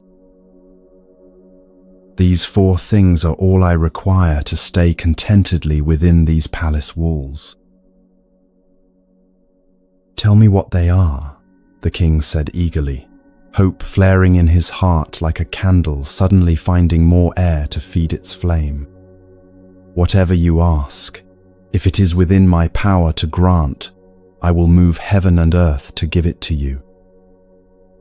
Siddhartha looked at his father with eyes that held both infinite love and infinite sadness, the gaze of someone who is about to ask for the impossible, because only by asking for the impossible can they demonstrate why the possible is not enough. "Promise me, Father, that my life will never end in death. Promise me that sickness will never impair my health, or the health of those I love. Promise me that age will never follow my youth, that I will never watch my body grow weak or my mind grow dim. And promise me that misfortune will never destroy the prosperity and happiness that we now enjoy, that loss will never touch our family or our kingdom. The silence that followed these words was like the hush that falls over the world just before dawn, when even the birds pause in their singing to acknowledge the profound transition taking place. King Shuddhodana understood immediately that his son was asking for the very things that no earthly power could provide, the guarantees that no father, no matter how much he loved his child, could ever offer. "You are asking too much, my son," he said quietly, his voice barely above a whisper. "These things are not mine to give, for they are not anyone's to give.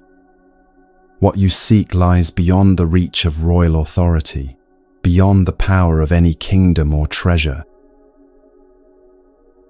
"Then you understand why I cannot remain here," Siddhartha replied, his words carrying the finality of water reaching its lowest level.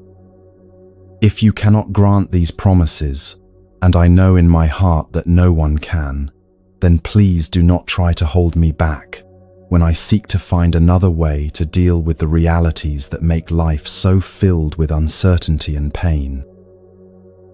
It is not wise to act on a passing impulse, Father, but what moves me now is not impulse, but the deepest recognition of what life truly demands of us."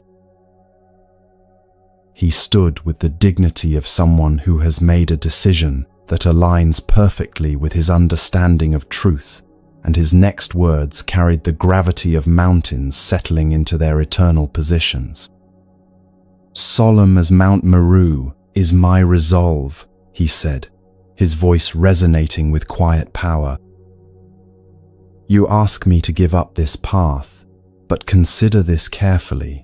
When someone is trying to escape from a burning house, we should not hinder them but help them find the way to safety. The day comes inevitably when we must all leave this world, when we must all face the realities I have seen. But what merit is there in a forced separation when that time comes? How much better it is to choose a voluntary separation now, while there is still time to find the wisdom that can transform our understanding of what it means to live and die." With tears flowing down his cheeks like rivers carrying away the landscape of his hopes, King Shuddhodana watched his son turn and walk away, each step taking him further from the life they had shared and closer to a destiny that no amount of paternal love could prevent. The king returned to his chambers that night, knowing that his son's mind was made up and that all his years of protection and planning had led to this moment of inevitable loss. Siddhartha spent the evening hours walking through the great hall, where Gopa and her companions had once filled the air with laughter and music that seemed to make time itself stand still in appreciation. But now the hall was quiet, and the women who had once brought such joy to his life were sleeping deeply, their graceful forms arranged in peaceful rest throughout the spacious room. As he looked at them in the soft light that filtered through the palace windows, something profound shifted in his perception, and he saw them with eyes that had learned to see beyond surface appearances to deeper truths. Their carefully arranged beauty had given way to the natural disarray that comes with sleep. Hair that had been perfectly styled was now disheveled, mouths that had spoken such sweet words now gaped open, and bodies that had moved with such studied grace were now sprawled in positions that spoke only of unconscious surrender to exhaustion. Their jewelry lay scattered around them, and the elegant clothes that had enhanced their loveliness were now wrinkled and twisted. In this unguarded state, they looked to Siddhartha's newly awakened perception like a preview of the dissolution that awaits every form of earthly beauty. "They are like corpses," he whispered to himself, the words rising from some deep place of recognition that he had not known existed within him. "I am standing in a place of death, surrounded by reminders that everything I have cherished is already passing away, already moving toward the dissolution that claims all temporary forms." This vision was not cruel or morbid, but rather a moment of profound awakening to the truth that beauty and youth and all the things we cling to are constantly changing, constantly flowing toward transformation, whether we acknowledge this reality or not. Understanding that the time had come to act on the decision that had been forming in his heart like a pearl forming in the depths of the ocean, Siddhartha quietly left the hall and made his way toward the royal stables. His steps were sure and silent, guided by a certainty that seemed to come from beyond his ordinary mind, as if destiny itself were directing his movements. He found Chandaka, his faithful charioteer, sleeping peacefully in the quarters adjacent to the stables, and he gently woke him with the touch of someone calling a friend to share in a sacred journey. "Chandaka," he said softly, his voice carrying a quality that immediately brought the charioteer fully awake. "Bring me my horse Kanthaka at once. Tonight I ride forth to find the eternal beatitude that lies beyond all the sufferings I have witnessed, beyond all the fears that keep people trapped in cycles of anxiety and despair." Chandaka knew the king's explicit orders about keeping the prince within the palace grounds, but as he looked into Siddhartha's eyes, he felt some power greater than royal command, urging him to obey this request. It was as if the universe itself were speaking through the prince's words, making resistance not just difficult but somehow impossible. Without question or hesitation, he went to fetch Kanthaka, the magnificent horse that had carried Siddhartha on so many journeys, within the safe boundaries of the palace grounds. Kanthaka was indeed a magnificent animal, with strength that seemed almost supernatural, and a grace that made his movements appear more like dancing than mere locomotion. His coat gleamed in the moonlight like polished bronze, and his eyes held an intelligence that suggested he understood far more about the significance of this night than an ordinary horse should be able to comprehend. When Siddhartha approached him, the prince stroked the noble animal's neck with hands that trembled slightly with the magnitude of what he was about to attempt.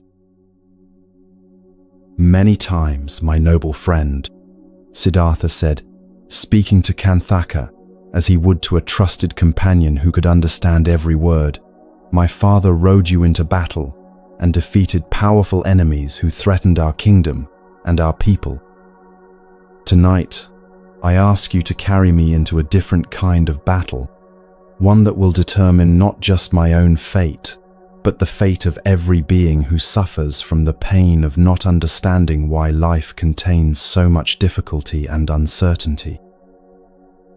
Today I go forth to seek the supreme enlightenment that can transform suffering into wisdom, fear into compassion, and death into a doorway to understanding rather than an ending to be dreaded. Lend me your strength, noble Kanthaka. Lend me your speed and your courage, for tonight we ride not just for my salvation, but for the salvation of all beings who struggle in the darkness of ignorance and despair." As if he understood every word and recognized the sacred nature of this mission, Kanthaka allowed Siddhartha to mount him without making any of the sounds that might have alerted the palace guards to what was happening. The horse seemed to move with supernatural quiet, his hooves touching the ground as silently as falling leaves, as if the very earth were conspiring to help the prince escape from his golden prison. Chandaka, though his heart was heavy with the knowledge that he was helping his beloved prince leave everything familiar and safe behind, climbed onto his own horse and prepared to accompany Siddhartha as far as duty and love would allow him to go.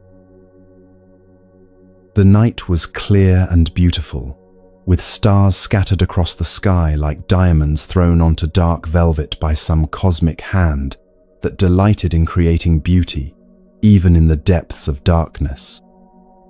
The moon hung full and bright above them, casting a silver light that transformed the familiar landscape into something magical and otherworldly.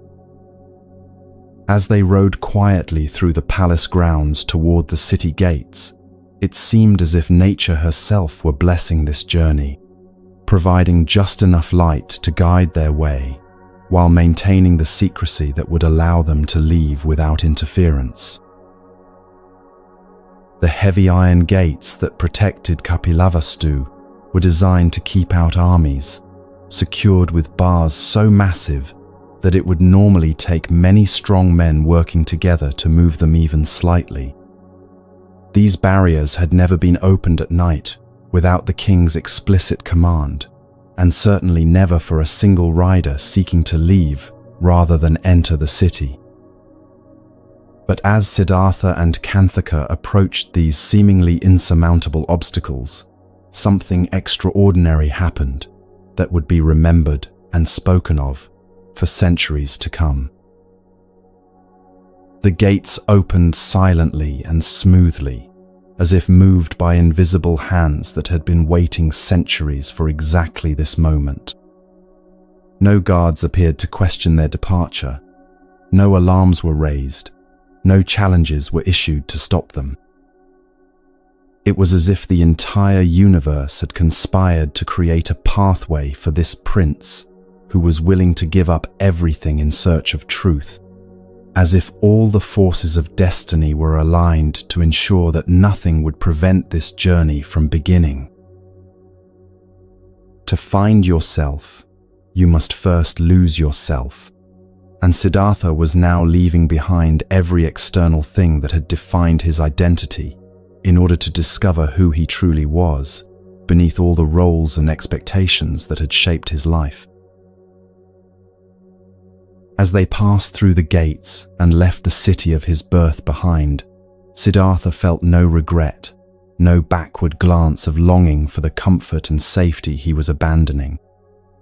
Instead, his heart was filled with something that felt like the deepest possible relief, as if he had been holding his breath for years and was finally able to exhale completely. He spoke to the night air with a voice that carried across the landscape like a prayer or a sacred vow. Until I have seen the end of birth and the end of death, until I have found the way beyond all suffering, I shall not return to the city of Kapila or to the life I have known there. Kanthaka carried him swiftly through the darkness, covering ground with a speed and endurance that seemed to come from some source beyond ordinary animal strength.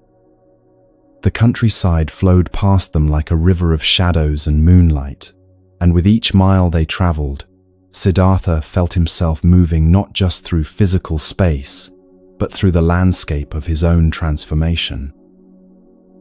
When the first light of dawn began to appear on the horizon, painting the sky in soft shades of rose and gold, they found themselves near a forest where many holy hermits had made their homes among the trees. This was a place where deer slept peacefully beneath ancient trees, undisturbed by human presence because the men who lived here had learned to move through the world without causing fear or harm to any living creature. Birds fluttered about fearlessly, and the very air seemed to vibrate with a quality of peace that spoke of countless hours of meditation and prayer offered up like incense to whatever forces govern the spiritual development of human consciousness. Siddhartha looked around at this forest sanctuary, and felt his heart recognize something it had been seeking without knowing what it sought. "This is the place I have been looking for," he said to Chandaka, his voice filled with quiet certainty. "Here I can begin the search that will lead me to the answers my soul requires." He dismounted from Kanthaka's back and stood for a moment with his hand on the noble animal's neck, feeling the warmth of life pulsing beneath the smooth coat, understanding that this was the last connection he would have for some time with the world of palaces and royal privilege. He looked at Chandaka with eyes that held both infinite gratitude and infinite sadness, knowing that this faithful friend, who had served him so loyally, was about to experience the pain of separation. "Truly," he said, his voice gentle but firm, "a horse possesses strength and swiftness that rival those of the gods themselves, and you, dear Chandaka, by accompanying me on this journey, have proven how great your affection and courage truly are. But now you must take Kanthaka and return to the city, for I have found the forest I was seeking, and the next part of this path I must walk alone." Chandaka's heart broke as he heard these words, for he had hoped against hope that perhaps he might be allowed to accompany his beloved prince on whatever spiritual adventure lay ahead. Tears flowed down his weathered cheeks as he realized that his role in this great story was ending, that from this moment forward, the prince he had served so faithfully would be walking a path that no loyal servant could share. But he was too well trained in duty and too aware of the sacred nature of what was happening to argue or plead for a different arrangement. Siddhartha embraced both Chandaka and Kanthaka with the tenderness of someone saying farewell to the last representatives of everything he had ever known and loved. Then, without looking back, he walked into the forest and began the next phase of his journey toward enlightenment, leaving behind not just a kingdom, but an entire way of understanding what it means to be human. The hermitage where he found himself was home to many seekers who had devoted their lives to the pursuit of spiritual truth. These were men who had given up the ordinary pleasures and pursuits that occupy most human lives in order to focus completely on the quest for liberation from suffering and ignorance. When Siddhartha appeared among them, moving with a natural grace and radiating a quality of presence that seemed to illuminate everything around him, they immediately recognized that someone extraordinary had joined their community. Wherever he went within the hermitage, it seemed as if a marvelous light preceded him, making even the simplest activities appear blessed and sacred.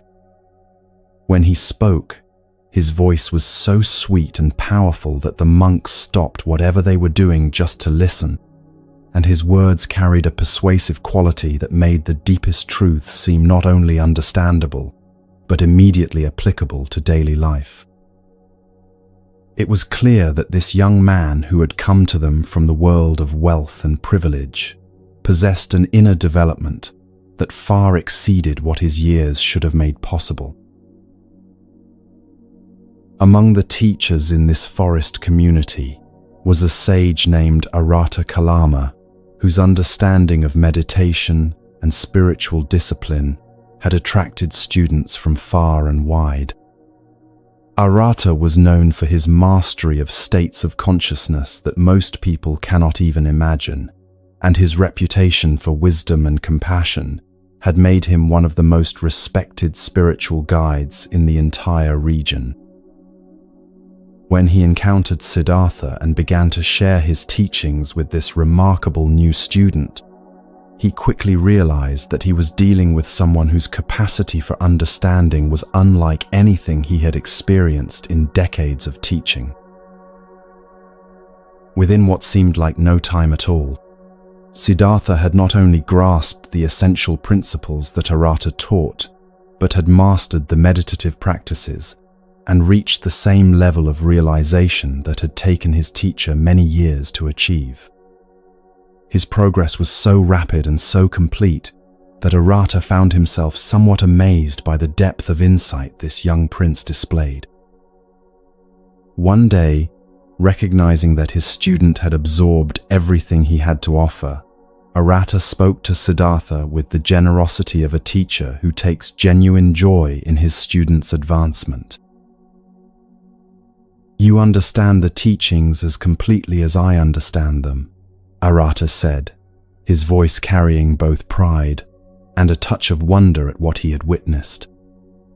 "Everything that I know, you now know as well, and you have reached the same states of consciousness that I have spent my entire life learning to access. If you wish, we can share the work of guiding the other students in this community. We can both serve as teachers, for your realization is now equal to my own." But even as Arata spoke these generous words, Siddhartha found himself questioning whether the path he had been following was truly leading him toward the ultimate freedom he sought. He had learned to quiet his mind, to enter states of profound peace and clarity, to experience levels of consciousness that transcended ordinary awareness. Yet something within him recognized that even these remarkable achievements were not the final answer to the problem of human suffering. "Is this teaching truly the ultimate law?" he asked himself as he contemplated everything he had learned. "Does the path that Arata has shown me really lead to the complete liberation that can free all beings from the cycle of birth, aging, sickness, and death?" As he examined his experience more deeply, he began to see certain limitations in the approach he had been following. The monks in this community led lives of extraordinary austerity, refusing food prepared by human hands and eating only fruits, leaves, and roots that they could gather from the forest. They drank nothing but water, and when they slept, it was under open sky with only the branches of trees for shelter. When the sun scorched them during the day, they offered their bodies to its heat without seeking shade, and when bitter winds blew through the forest, they exposed themselves to the cold without complaint. They walked barefoot over stones that cut their feet and bruised their knees, accepting pain as a necessary part of their spiritual discipline. These practitioners believed that virtue could only be achieved through suffering, that the more they could endure, the more spiritual merit they would accumulate. They thought that by practicing perfect austerity and demonstrating complete indifference to physical comfort, they would earn the right to ascend to heavenly realms when their lives ended. In their minds, they were supremely happy because they believed their suffering was purchasing something infinitely valuable, a future existence in realms of eternal bliss.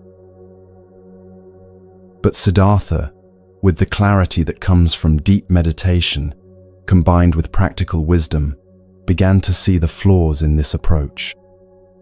Yes, he thought to himself, these practices may indeed lead to heavenly realms, but even the highest heavens are still part of the cycle of birth and death.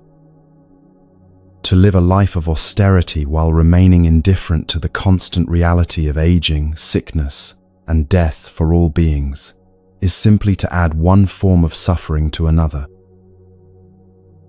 This path may lead to temporary escape from the human condition, but it does not address the fundamental problem that keeps all conscious beings trapped in patterns of fear and pain.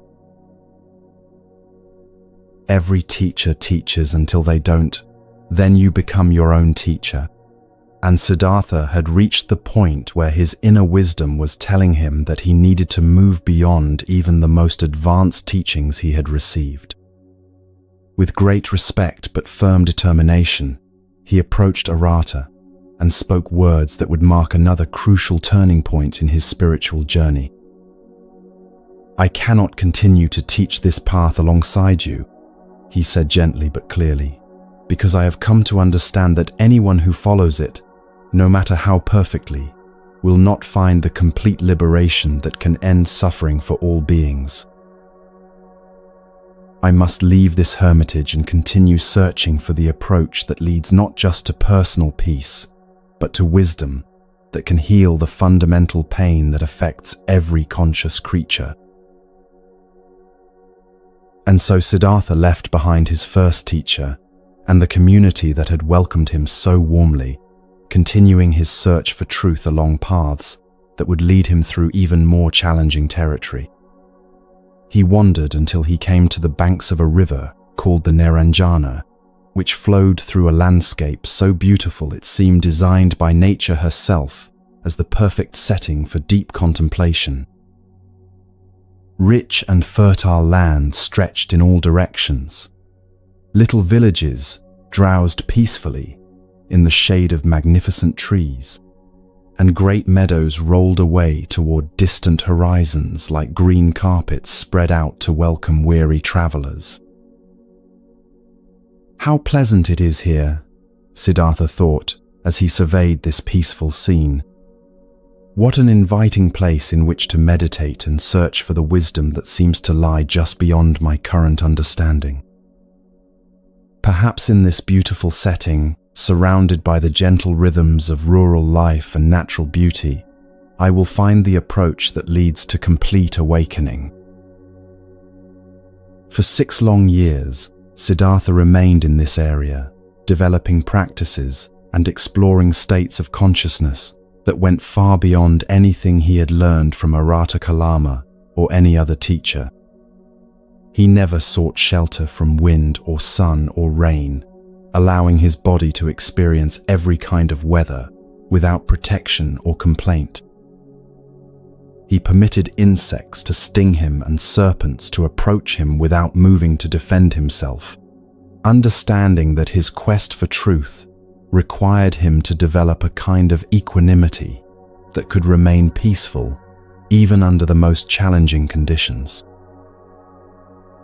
People from nearby villages, boys and girls, shepherds and woodcutters, would sometimes pass by and see this strange figure sitting motionless for hours or days at a time. Some jeered at him, others threw dust or mud at him in cruel amusement, but he remained oblivious to their mockery, lost in contemplation so deep that external events could not disturb his concentration. His diet became so minimal that it barely sustained life, sometimes eating only a single grain of rice per day, sometimes subsisting on nothing but a few sesame seeds for weeks at a time. The effects of this extreme asceticism on his physical body were dramatic and disturbing. He became so thin that his bones showed prominently beneath skin that seemed stretched over his frame like cloth over a framework of sticks. His ribs stood out like the bars of a cage, and his limbs grew so gaunt that they appeared almost skeletal. Yet under his emaciated forehead, his eyes continued to shine with an inner fire that spoke of consciousness, exploring territories that few human beings ever glimpse. But despite all this intense effort and extreme self-discipline, the ultimate knowledge he sought continued to elude him. The middle way is not compromise, it's wisdom, and Siddhartha was beginning to learn that truth cannot be reached through approaches that treat the body as an enemy to be conquered, rather than a temple to be honored. He realized that his extreme practices were actually weakening him to the point where clear thinking and deep meditation were becoming more difficult rather than easier. "If I continue to waste away like this," he thought to himself during a moment of painful clarity, "I will never reach the goal I have set for myself." How can a mind that is housed in a body weakened by starvation achieve the clarity and strength necessary for the final breakthrough to complete understanding? The body is a temple, not a prison to escape, and I must find the balance that allows both physical health and spiritual development to support each other rather than working at cross purposes. Near the place where Siddhartha had been practicing his austerities, there was a village called Uruvilva, and in this village lived 10 young women who had observed his spiritual efforts with growing concern and admiration. These women had begun bringing him small offerings of grain and fruit, leaving them nearby where he could find them if he chose to accept their charity. For months, Siddhartha had rarely touched these gifts, but now, recognizing that his approach needed to change if he was going to achieve his goal, he began to accept their offerings and slowly rebuild his strength. One day, the young women noticed that he had eaten everything they had brought him, and the next day they returned with larger portions, which he also consumed completely. Gradually, as he began to take more nourishment, they increased their offerings until he was receiving enough food to restore his health without losing the mental clarity that his years of discipline had developed. Before long, he had regained enough strength to walk to the village itself, where the inhabitants competed with each other in offering him food and hospitality. As his physical condition improved, and his natural beauty and vitality returned, it became clear that this period of extreme asceticism had not weakened his spiritual development, but had somehow refined and purified it in ways that were now allowing him to access even deeper levels of understanding. When we stop fighting life, life stops fighting us, and Siddhartha was learning to work with his human nature rather than against it in his quest for ultimate truth. One night, as he slept peacefully in a place where his mind had found the perfect balance between effort and ease, between discipline and compassion, Siddhartha experienced 5 dreams that would prove to be prophetic indicators that his long search was approaching its climax. These dreams came to him with a vividness and symbolic clarity that left no doubt about their significance. In the first dream, he saw himself lying on a bed that was the entire earth, with the Himalaya mountains serving as his pillow. His right hand rested on the Western Ocean, his left hand on the Eastern Ocean, and his feet touched the Southern Sea. This dream spoke of consciousness expanding to embrace the entire world, of awareness becoming so vast that it could encompass all of existence within its understanding. In the second dream, he saw a reed growing from his navel, shooting upward so rapidly that it soon reached the sky itself. This image represented the spiritual axis that connects earth to heaven, the pathway along which consciousness can ascend from ordinary awareness to the highest possible realization. The third dream showed him covered with worms that crawled up his legs and completely enveloped his body, yet when he looked more carefully, these creatures transformed into seekers and students who were approaching him for guidance and teaching. This vision indicated that he would soon become a teacher whose wisdom would attract countless beings seeking liberation from their own suffering.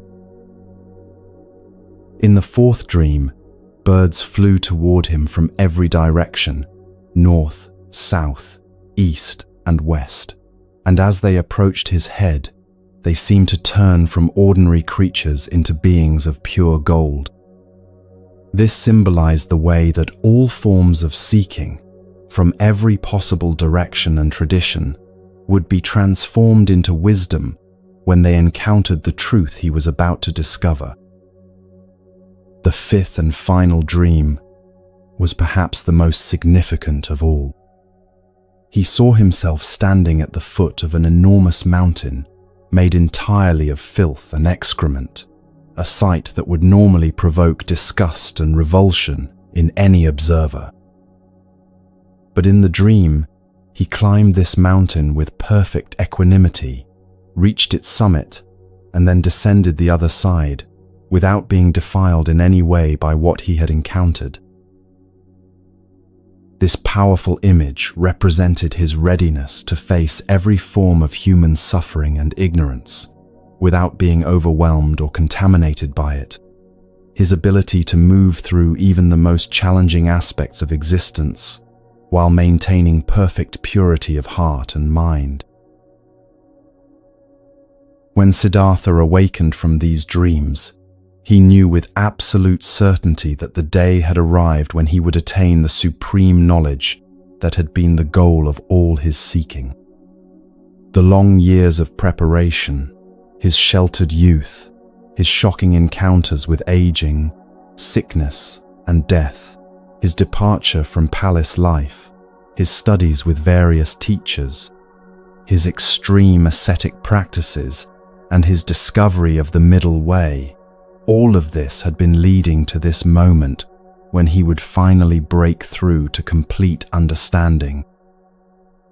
He rose from his resting place and set out for the village of Aurovilva, knowing that he needed to receive one final meal before undertaking the meditation that would transform him from a seeker into one who had found what every conscious being seeks.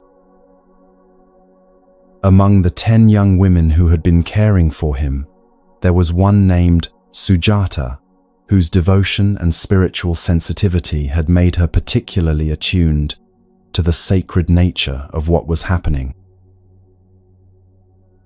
That morning, Sujata had been milking her 8 wonderful cows, animals whose milk was remarkably rich and flavorful, possessing qualities that seemed almost supernatural in their nourishing power.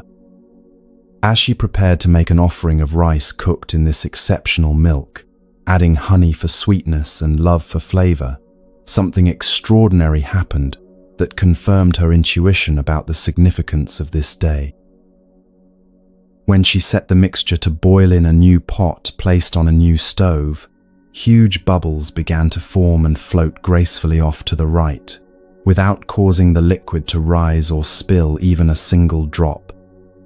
The stove produced no smoke despite the intensity of the fire beneath it, and the entire cooking process seemed to be guided by forces beyond ordinary natural laws.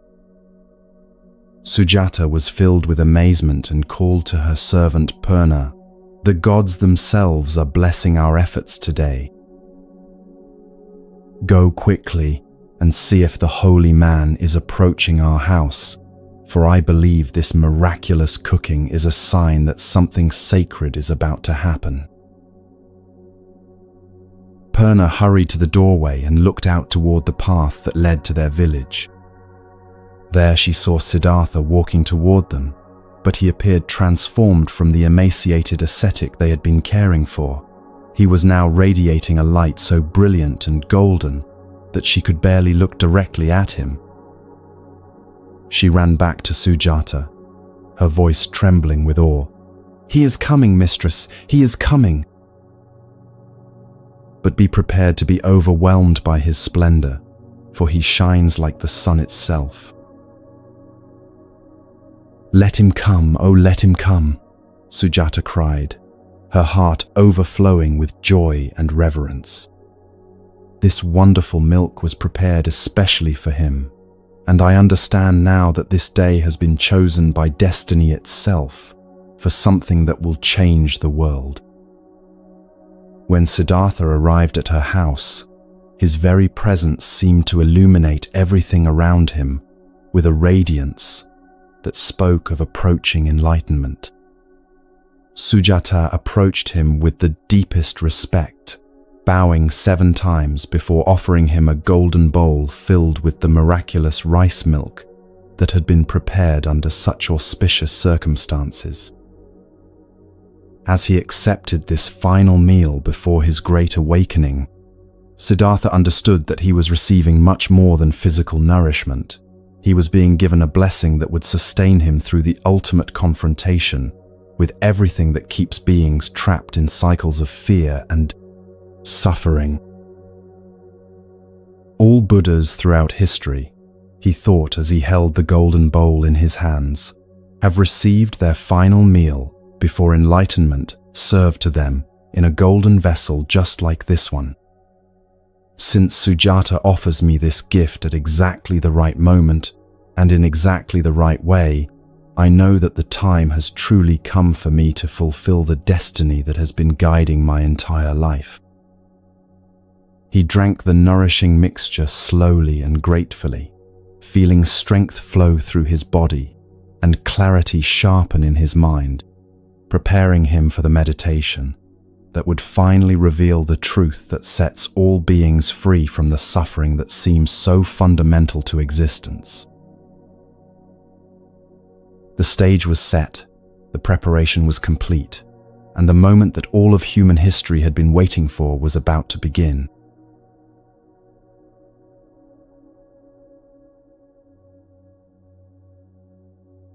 As the day reached its peaceful conclusion, and Siddhartha felt the nourishment of Sujata's gift flowing through his body, he began walking slowly along the banks of the Naranjana River toward a destination that seemed to be calling to him from across the landscape of destiny itself. The evening light was soft and golden, painting everything it touched with the kind of luminous beauty that makes ordinary moments feel sacred. Sweet fragrance rose from the fields and gardens that bordered the river, and birds were offering their gentle evening songs to the approaching twilight, as if all of nature were preparing to witness something that would change the course of human consciousness forever. As he walked, Siddhartha noticed that the road beneath his feet was being transformed by some mysterious force into something that seemed more like a pathway through paradise than an ordinary earthly route. Gold dust appeared to be sprinkled across the ground where his feet would step, creating a trail that sparkled in the fading sunlight like stars scattered across dark earth. Rare palm trees lined the way, their trunks appearing to be encrusted with precious stones that caught and reflected the light in patterns that seemed almost alive with inner fire. It was as if the universe itself were rolling out a royal carpet for someone approaching the most important appointment in the history of human spiritual development. The path led him past a pool whose blessed waters exhaled a fragrance so intoxicating that simply breathing the air around it seemed to induce a state of peaceful meditation. White, yellow, blue, and red lotuses spread their massive petals across the surface of this sacred pond, and the clear songs of swans filled the air with music that seemed to come from celestial realms rather than from ordinary earthly creatures. Everything about this landscape spoke of a place where the boundary between the physical and spiritual worlds had become so thin that they were beginning to merge into a single reality.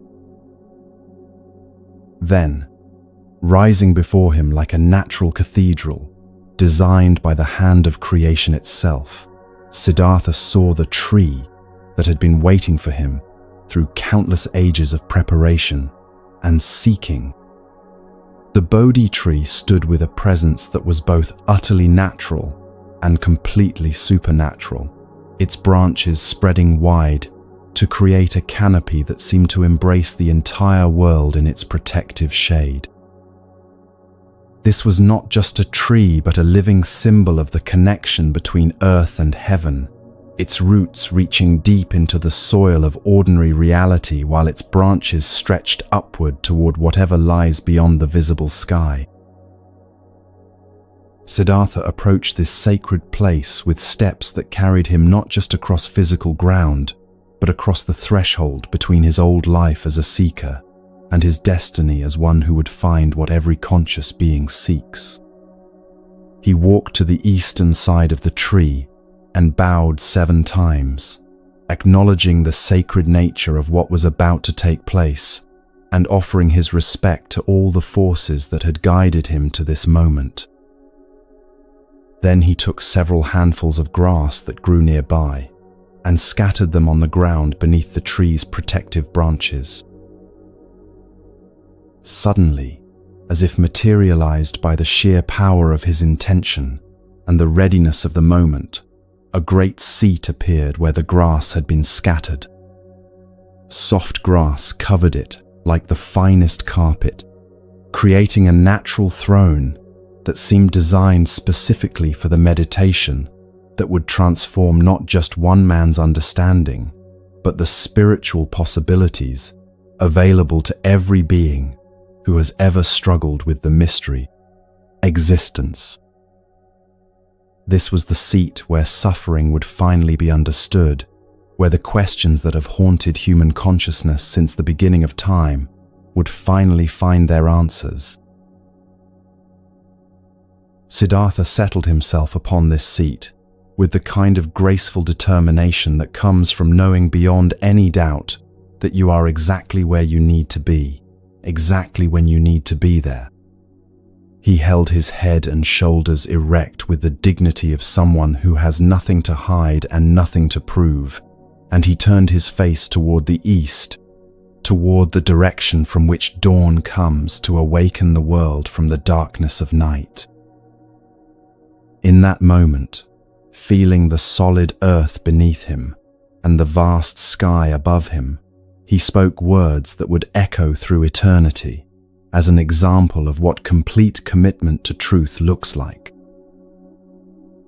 "Even if my skin should parch and crack under the heat of the sun," he said, his voice carrying across the grove with the authority of absolute resolve, "even if my hands should wither and lose all their strength, even if my bones should crumble into dust and scatter on the wind, I will not move from this seat until I have attained the supreme knowledge that can free all beings from the suffering that seems so fundamental to existence." Then he crossed his legs in the meditation posture that would support him through whatever internal battles lay ahead, and he settled into a stillness that was deeper than the peace of mountains, more unshakable than the resolve of rivers flowing toward the sea.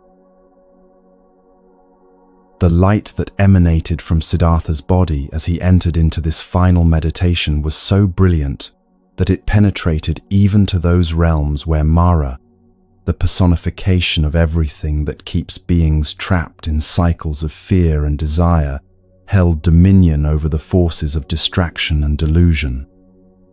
This radiance was not ordinary light, but the luminosity of consciousness approaching its full awakening, and it dazzled Mara like lightning piercing through the deepest darkness. As this light reached the shadowy kingdom where doubt and temptation reign supreme, Mara seemed to hear a voice speaking words that filled him with apprehension and dread. "The one who renounced a kingdom is now seated beneath the tree of knowledge," the voice proclaimed with the certainty of prophecy being fulfilled. He is concentrating his mind with the kind of focus that can penetrate through every illusion, and he is making the supreme effort that will soon bring to all creatures the help they have been seeking through countless lifetimes of struggle and confusion. Because of what he is about to accomplish, the realm of awakened beings will be filled to overflowing, and the kingdom of ignorance and fear will be emptied of its subjects. You, Mara, will find yourself a commander without an army, a king without subjects, and you will not know where to take refuge when truth finally illuminates every corner of existence. Mara was filled with the kind of panic that comes to those who have built their power on illusion when they realize that reality is about to expose their kingdom as nothing more than shadows and dreams. He tried to sleep, hoping to escape into unconsciousness, the growing certainty that his dominion over human consciousness was about to end. But his slumber was disturbed by terrible nightmares that showed him exactly what was approaching. He saw his palace of delusion crumbling into dust, his armies of distraction fleeing in terror, and his own power dissolving like mist before the rising sun of awakened understanding.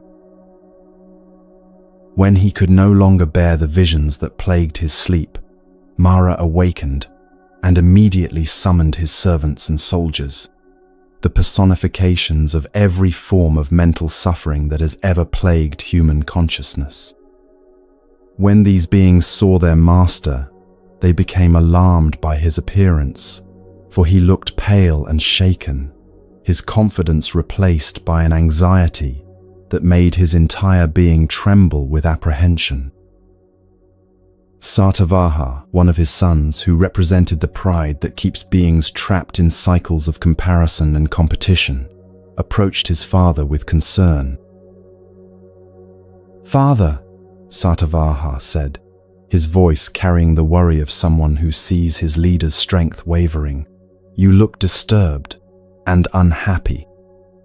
Your heart beats with a rhythm that speaks of fear, and your limbs shake as if you have seen something that has shattered your usual confidence. What have you heard? What have you witnessed that has affected you so deeply? Speak to us, for we have never seen you in such a state of distress." Mara's reply came in a voice that seemed to carry the weight of inevitable defeat, the tone of someone who has suddenly understood that the game he has been playing is about to end with his complete loss. "My sons," he said, his words heavy with the knowledge of approaching transformation, "the days of my pride and power are numbered." I heard a voice crying out through the light that emanates from the one who sits beneath the tree of knowledge, and this voice told me that his awakening will mark the end of everything I have built through ages of keeping beings trapped in ignorance and fear. I have had dreams so terrible that they seem to strip away every illusion I have ever created about my own permanence and authority. He paused, his gaze turning inward, as if he were seeing again the visions that had tormented his sleep. I saw a black cloud of dust settling over my palace, covering everything I have constructed with the darkness of approaching dissolution. All of you, my faithful servants, had deserted me and fled to places where my authority could no longer reach you. When I tried to draw my sword to fight against the light that threatened to expose all my deceptions, I found that the weapon would not come free from its scabbard, as if even my tools of battle had abandoned me in this crucial hour. My subjects fled in horror from my presence, and impenetrable darkness closed in around me until I heard the sound of my own palace crashing to the ground like thunder, announcing the end of an age. Satavaha, though disturbed by his father's account, tried to offer counsel that might restore some measure of confidence to their cause. "Father," he said, "it is indeed disheartening to lose a battle before it has even been fought. If you have seen omens that suggest defeat, perhaps it would be wiser to avoid this confrontation altogether, rather than risk the inglorious destruction that your dreams have shown you." But Mara, despite his fears, was not ready to surrender without making at least an attempt to preserve the kingdom of delusion that he had ruled for so long. He refused to listen to his son's cautious advice, and instead ordered his entire army to advance against the one who threatened to bring light into every corner where ignorance and suffering had previously reigned, unchallenged. What you resist persists, what you accept transforms, but Mara had not yet learned this fundamental truth, and so he chose to fight rather than face the reality of what was happening beneath the Bodhi tree. The army that assembled at Mara's command was a fearsome sight that represented every form of mental torment that conscious beings can experience. It bristled with weapons of distraction and delusion, pikes of piercing doubt, arrows of self-criticism, swords of comparison that cut the heart, enormous battle axes of despair, and heavy clubs of confusion that could bludgeon even the strongest mind into submission. The soldiers themselves were manifestations of every kind of psychological suffering imaginable, their appearance designed to inspire terror in anyone who looked upon them. Some were black as the darkest depression, others blue as the coldest loneliness, still others yellow as the sickliest anxiety, or red as the most violent anger. Their faces were terrifying beyond description, their eyes cruel flames that burned with the intensity of uncontrolled passion, and their mouths spewed blood that represented all the harm that beings do to themselves and others when they are lost in the darkness of unconscious reactivity.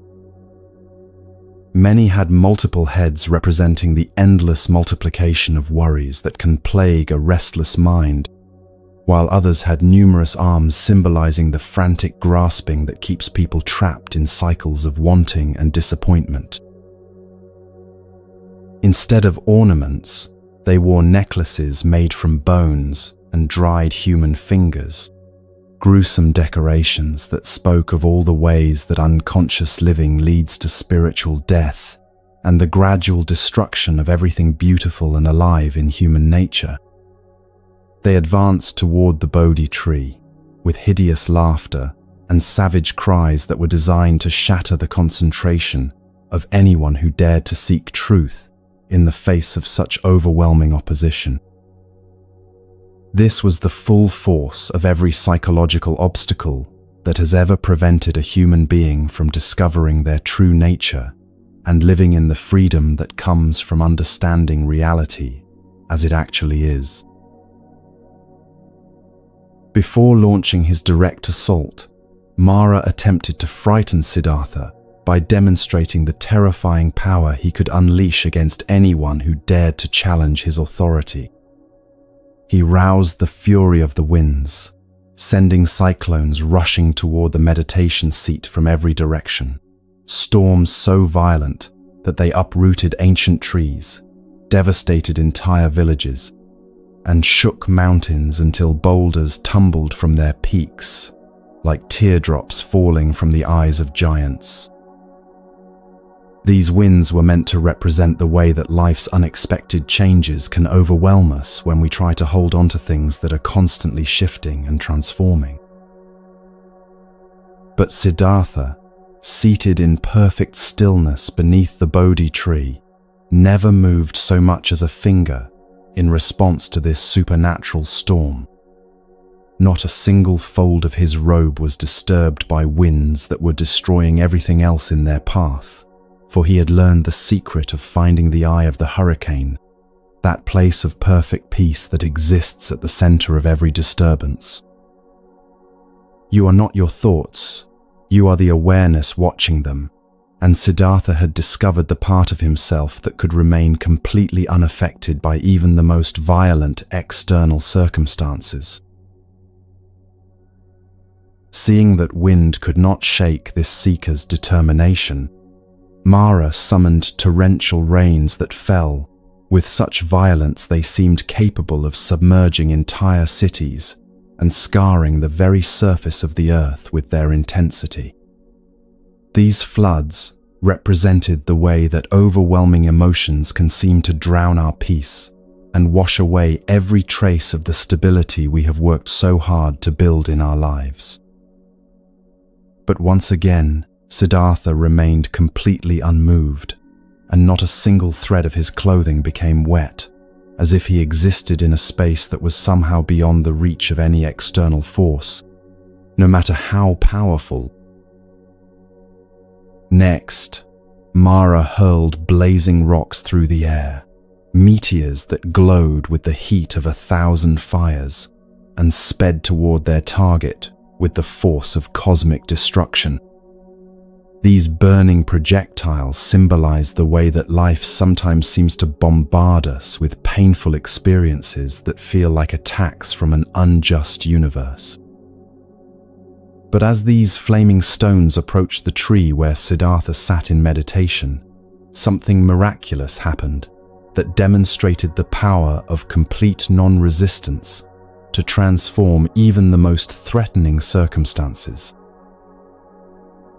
The rocks changed in mid-flight, their fire extinguished and their hardness transformed, so that they fell not as weapons but as flowers, gently scattering around the meditation seat, like offerings from a grateful cosmos.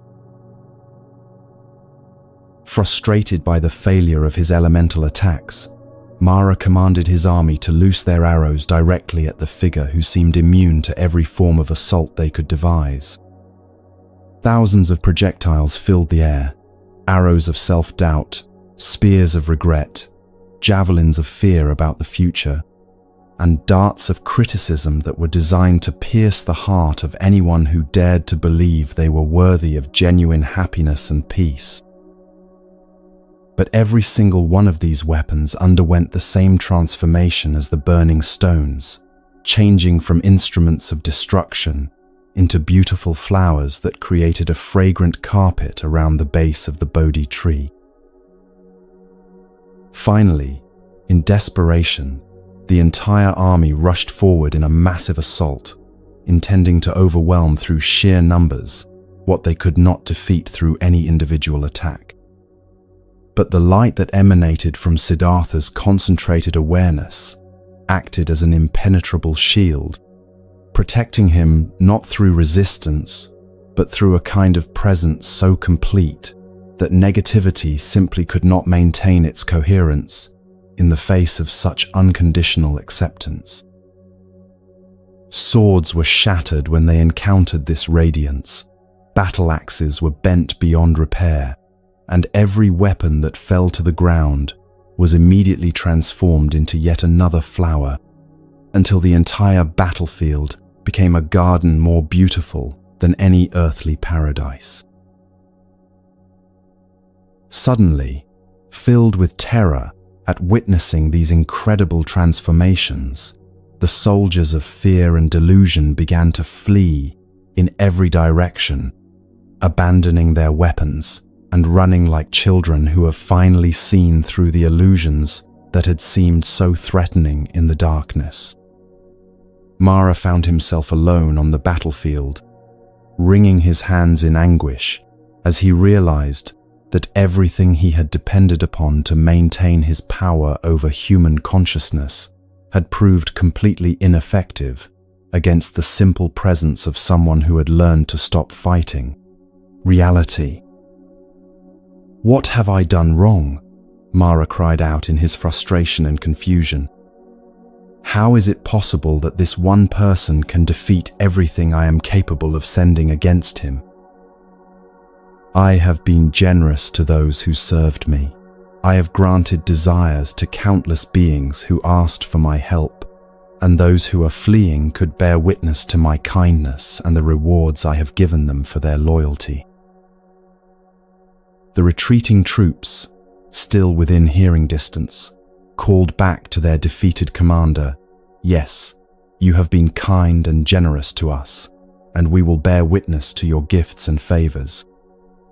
But their voices carried a note of finality, as if they were already recognizing that their old loyalties belonged to a world that was passing away.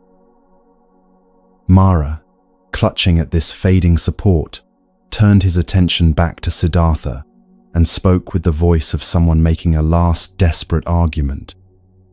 "But what proof has this man given of his own generosity?" he demanded. "What sacrifices has he made that entitle him to claim victory over powers that have ruled human consciousness since the beginning of time? Who will bear witness to his qualifications for the awakening he seeks to achieve?" Where are the supporters who can testify to his worthiness? In that moment, a voice arose from the earth itself, speaking with the authority of the foundation that supports all life and has witnessed every act of compassion and sacrifice throughout the history of conscious existence. "I will bear witness to his generosity," the earth declared, her voice carrying the weight of geological ages and the wisdom of countless seasons of growth and renewal. This was the moment when truth needed no defense, when reality itself spoke on behalf of someone who had aligned his entire life with the deepest principles of love and service. The earth continued speaking, her words flowing like a river carrying the accumulated wisdom of all time. "Yes, I, who am the mother of all beings, will gladly bear witness to his boundless generosity. 100 times, 1,000 times, in the course of his previous existences, this being has offered his hands, his eyes, his head, his entire body in service of others who were suffering or in need. In this current lifetime, which will be his last before complete liberation, he will destroy the very roots of aging, sickness, and death for all who encounter his teaching.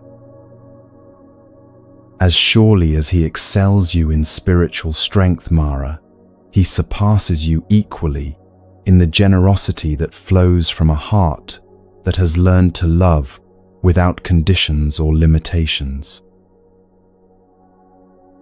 As the earth spoke these words of testimony, Mara saw a woman of extraordinary beauty emerge from the ground up to her waist, rising like a flower blooming from the soil of truth itself. She bowed before Siddhartha with hands clasped in reverence, and her voice joined the earth's in bearing witness. "O most holy of beings, I too testify to your boundless generosity and your worthiness to achieve the supreme awakening that will benefit every conscious creature." Then she disappeared back into the ground, leaving Mara alone with the devastating recognition that he had been completely defeated by someone who had never raised a weapon against him, never returned attack with attack, but had simply remained present in the face of everything that fear and confusion could devise. Mara wept then, not the tears of physical pain, but the deeper sorrow of an illusion finally seeing through itself, the grief of delusion, recognizing its own emptiness when confronted with genuine truth.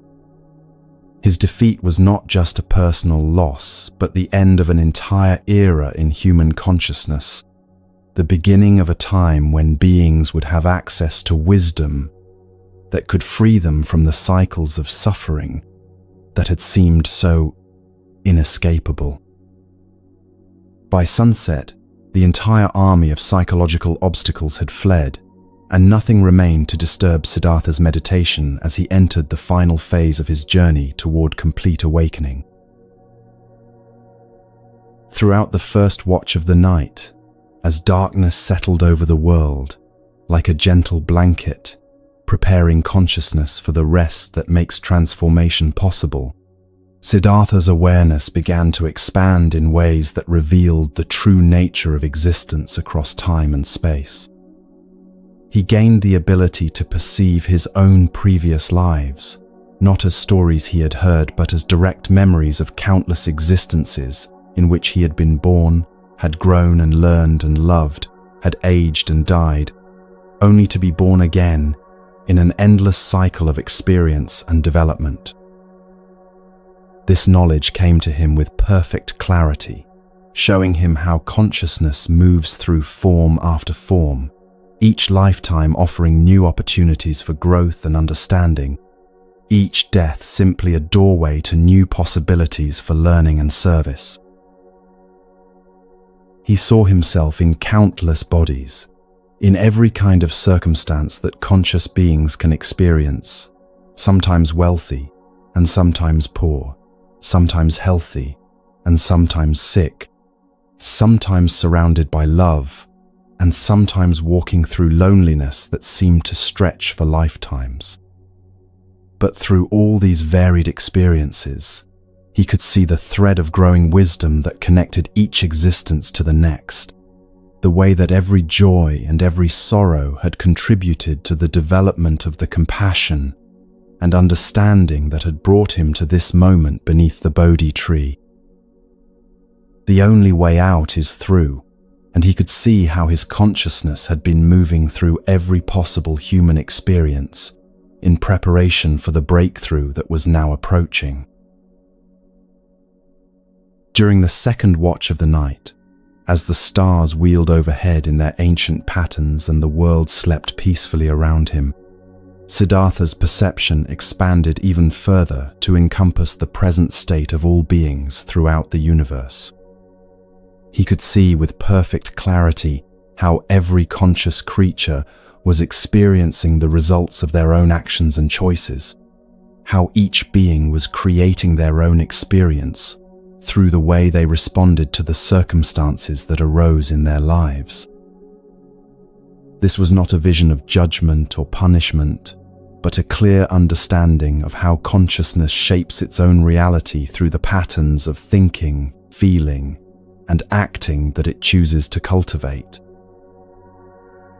He saw beings trapped in cycles of anger, creating more situations that would trigger their anger, creatures caught in patterns of fear, drawing to themselves more experiences that would confirm their fears, and souls lost in confusion, generating more circumstances that would perpetuate their confusion. But he also saw the infinite possibility for transformation that existed in every moment, the way that any being could step out of destructive patterns simply by learning to respond differently to whatever life presented to them. Peace is not the absence of conflict, but presence in the midst of it, and he could see how every challenge contained within itself the seeds of the wisdom needed to transcend it.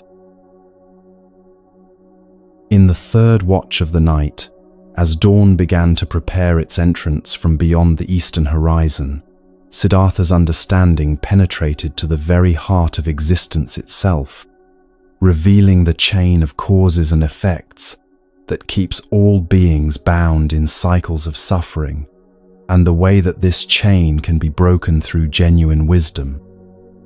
In profound meditation that seemed to encompass all of time and space within its scope, he spoke to himself the words that would become the foundation of teaching that would transform human understanding for all future generations.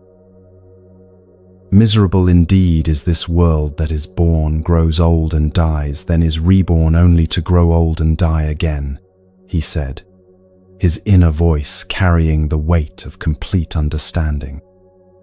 And human beings know no way out of this cycle because they have not understood its true cause. But now I see clearly that ignorance is the root of death, of old age, of suffering, and of despair. To exist in unconsciousness is to suffer, because desire that arises from not understanding our true nature leads from birth to rebirth, from suffering to further suffering, in an endless cycle that can only be broken through awakening to what we really are. The understanding that flowed through his consciousness was both incredibly simple and infinitely profound. By ending ignorance, we prevent the birth of unconscious desire. By stifling craving that comes from not knowing our true nature, we prevent the rebirth of suffering patterns. By leading a life of complete awareness and compassion, desire is transformed from a source of bondage into a force for awakening, and we cease to create the very suffering we have been trying so desperately to escape. When the first light of dawn appeared on the horizon, painting the sky in shades of rose and gold that seemed to celebrate the transformation that had taken place during the night, Siddhartha had become something entirely new in human history. He was no longer a seeker, but one who had found. No longer someone struggling with questions, but someone who had discovered answers so complete they could satisfy every genuine inquiry about the nature of existence and the possibility of freedom from suffering. He had become a Buddha, one who is fully awakened to the truth that sets all beings free. From the depths of his being, words arose that proclaimed the end of his long search and the beginning of a new chapter in human spiritual development. "I have had numerous births in the cycle of existence," he declared, his voice carrying across the grove with the authority of complete realization. "In vain have I sought through lifetime after lifetime the builder of the house of suffering that seemed so solid and permanent. Oh, what torment there is in this endless cycle of birth and death and rebirth, this constant repetition of the same patterns of pain and confusion. But I have seen you at last, O builder of the house of illusion," he continued, his words ringing with the joy of one who has finally solved the greatest mystery of existence. "You will build this house of suffering no longer, for I have broken through the illusion that gave you power over consciousness. The rafters of delusion are broken, the walls of separation have crumbled, and the entire structure of unconscious living has collapsed into the recognition of what was always already true. The mind has attained nirvana, the peace that comes from no longer fighting reality, and birth into unconsciousness is no more because the desire that creates suffering has been transformed into the wisdom that creates freedom. At the moment of this ultimate realization, the entire earth trembled 12 times, not with the violence of destruction, but with the gentle shaking of a mother's laughter, as she witnesses her child taking the first steps that will carry him into a life of limitless possibility. The world itself seemed to blossom like a great flower opening to receive the light of a sun that had never shone before, and every conscious being, whether they understood what was happening or not, felt something shift in the very fabric of existence that made new forms of peace and happiness available for the first time. Throughout the cosmos, gods and celestial beings, who had been waiting through countless ages for this moment, burst into songs of celebration that echoed through every realm of existence. "He has come," they sang, their voices blending into a harmony that seemed to heal every discord that had ever existed. "He who brings light into the world has finally appeared." The eye of the world, so long blinded by ignorance and fear, has opened at last, and this eye is dazzled by the light of truth that can illuminate every corner where darkness once seemed permanent and unchangeable. "O conqueror of suffering," the divine voices continued, "you will give to all beings that which they have been seeking through every prayer, every effort, every hope that has ever risen from a heart longing for genuine peace and understanding. Guided by the sublime light of the wisdom you have discovered, all creatures will be able to reach the shores of deliverance from the ocean of pain that has seemed so vast and impossible to cross. You hold the lamp that can dispel every form of darkness. Go now and share this light with all who are ready to receive it." The Buddha, for that is what Siddhartha had become, the word meaning one who has awakened, sat in perfect stillness as the full implications of his realization settled into every cell of his being. The Buddha you seek is the Buddha you are, and he had discovered that what he had been searching for through years of seeking had always been his own true nature, waiting to be recognized beneath all the layers of conditioning and confusion that had hidden it from view. He had not gained anything new, but had simply stopped believing in the illusions that had made his inherent freedom seem so distant and difficult to achieve. The long night of seeking was over, and the eternal day of awakened living had begun. From this moment forward, every word he spoke would carry the power to awaken others to their own Buddha nature. Every teaching he offered would be a bridge, allowing beings to cross from the shore of suffering to the shore of lasting peace.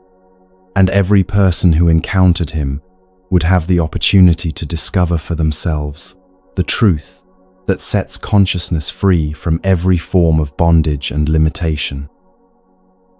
The battle with Mara had ended not in victory over an external enemy, but in the recognition that there had never been an enemy at all, only the opportunity to learn that what you resist persists, while what you accept with complete understanding transforms into wisdom and compassion.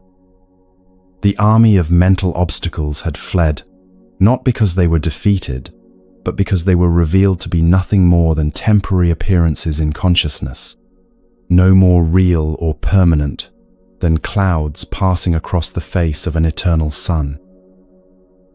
As the sun rose fully above the horizon, casting its light across a world that was now blessed with the presence of a fully awakened being, the Buddha remained in meditation, integrating the profound transformation that had occurred and preparing to share with all beings the good news that suffering is not the inevitable condition of existence, but simply a case of mistaken identity that can be corrected through the application of wisdom and compassion to every moment of living. The great work was complete, and the greater work of teaching was about to begin.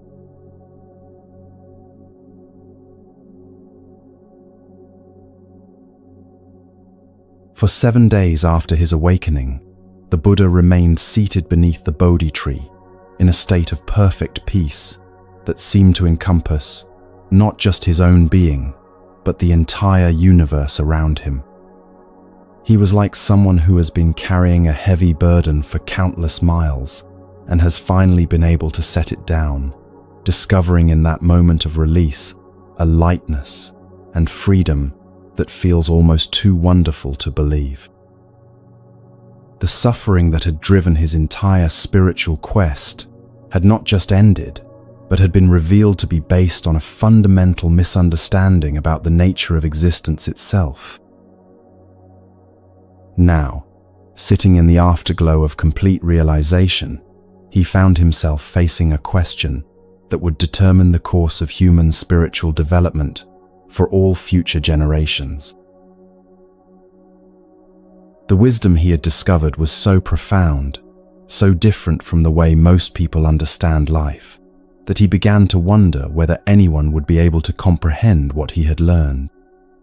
"This truth I have found," he thought to himself as he contemplated the vastness of what had been revealed to him, "is deep beyond measure, subtle beyond ordinary thinking, and peaceful beyond anything most beings have ever imagined possible. It cannot be grasped by logic alone or understood through intellectual analysis, for it transcends the very categories of thought that people normally use to make sense of their experience." He reflected on how his awakening had come, not through gaining something new, but through releasing everything unnecessary, not through building up complex philosophical systems, but through seeing through the illusions that had made simple truth seem so complicated. "How can I explain to others that what they seek is what they already are?" he wondered. "How can I help them understand that the peace they long for is not something to be achieved, but something to be uncovered beneath all the mental activity that keeps them feeling separate from their own deepest nature?" The more he contemplated the challenge of teaching, the more daunting it seemed. Most people, he realized, were so caught up in the pursuit of pleasure and the avoidance of pain that they had little interest in questioning the fundamental assumptions that kept them trapped in cycles of wanting and disappointment. They were like people who had become so accustomed to wearing heavy chains that they no longer noticed the weight, and if someone suggested they could remove these burdens, they might well respond with suspicion or disbelief.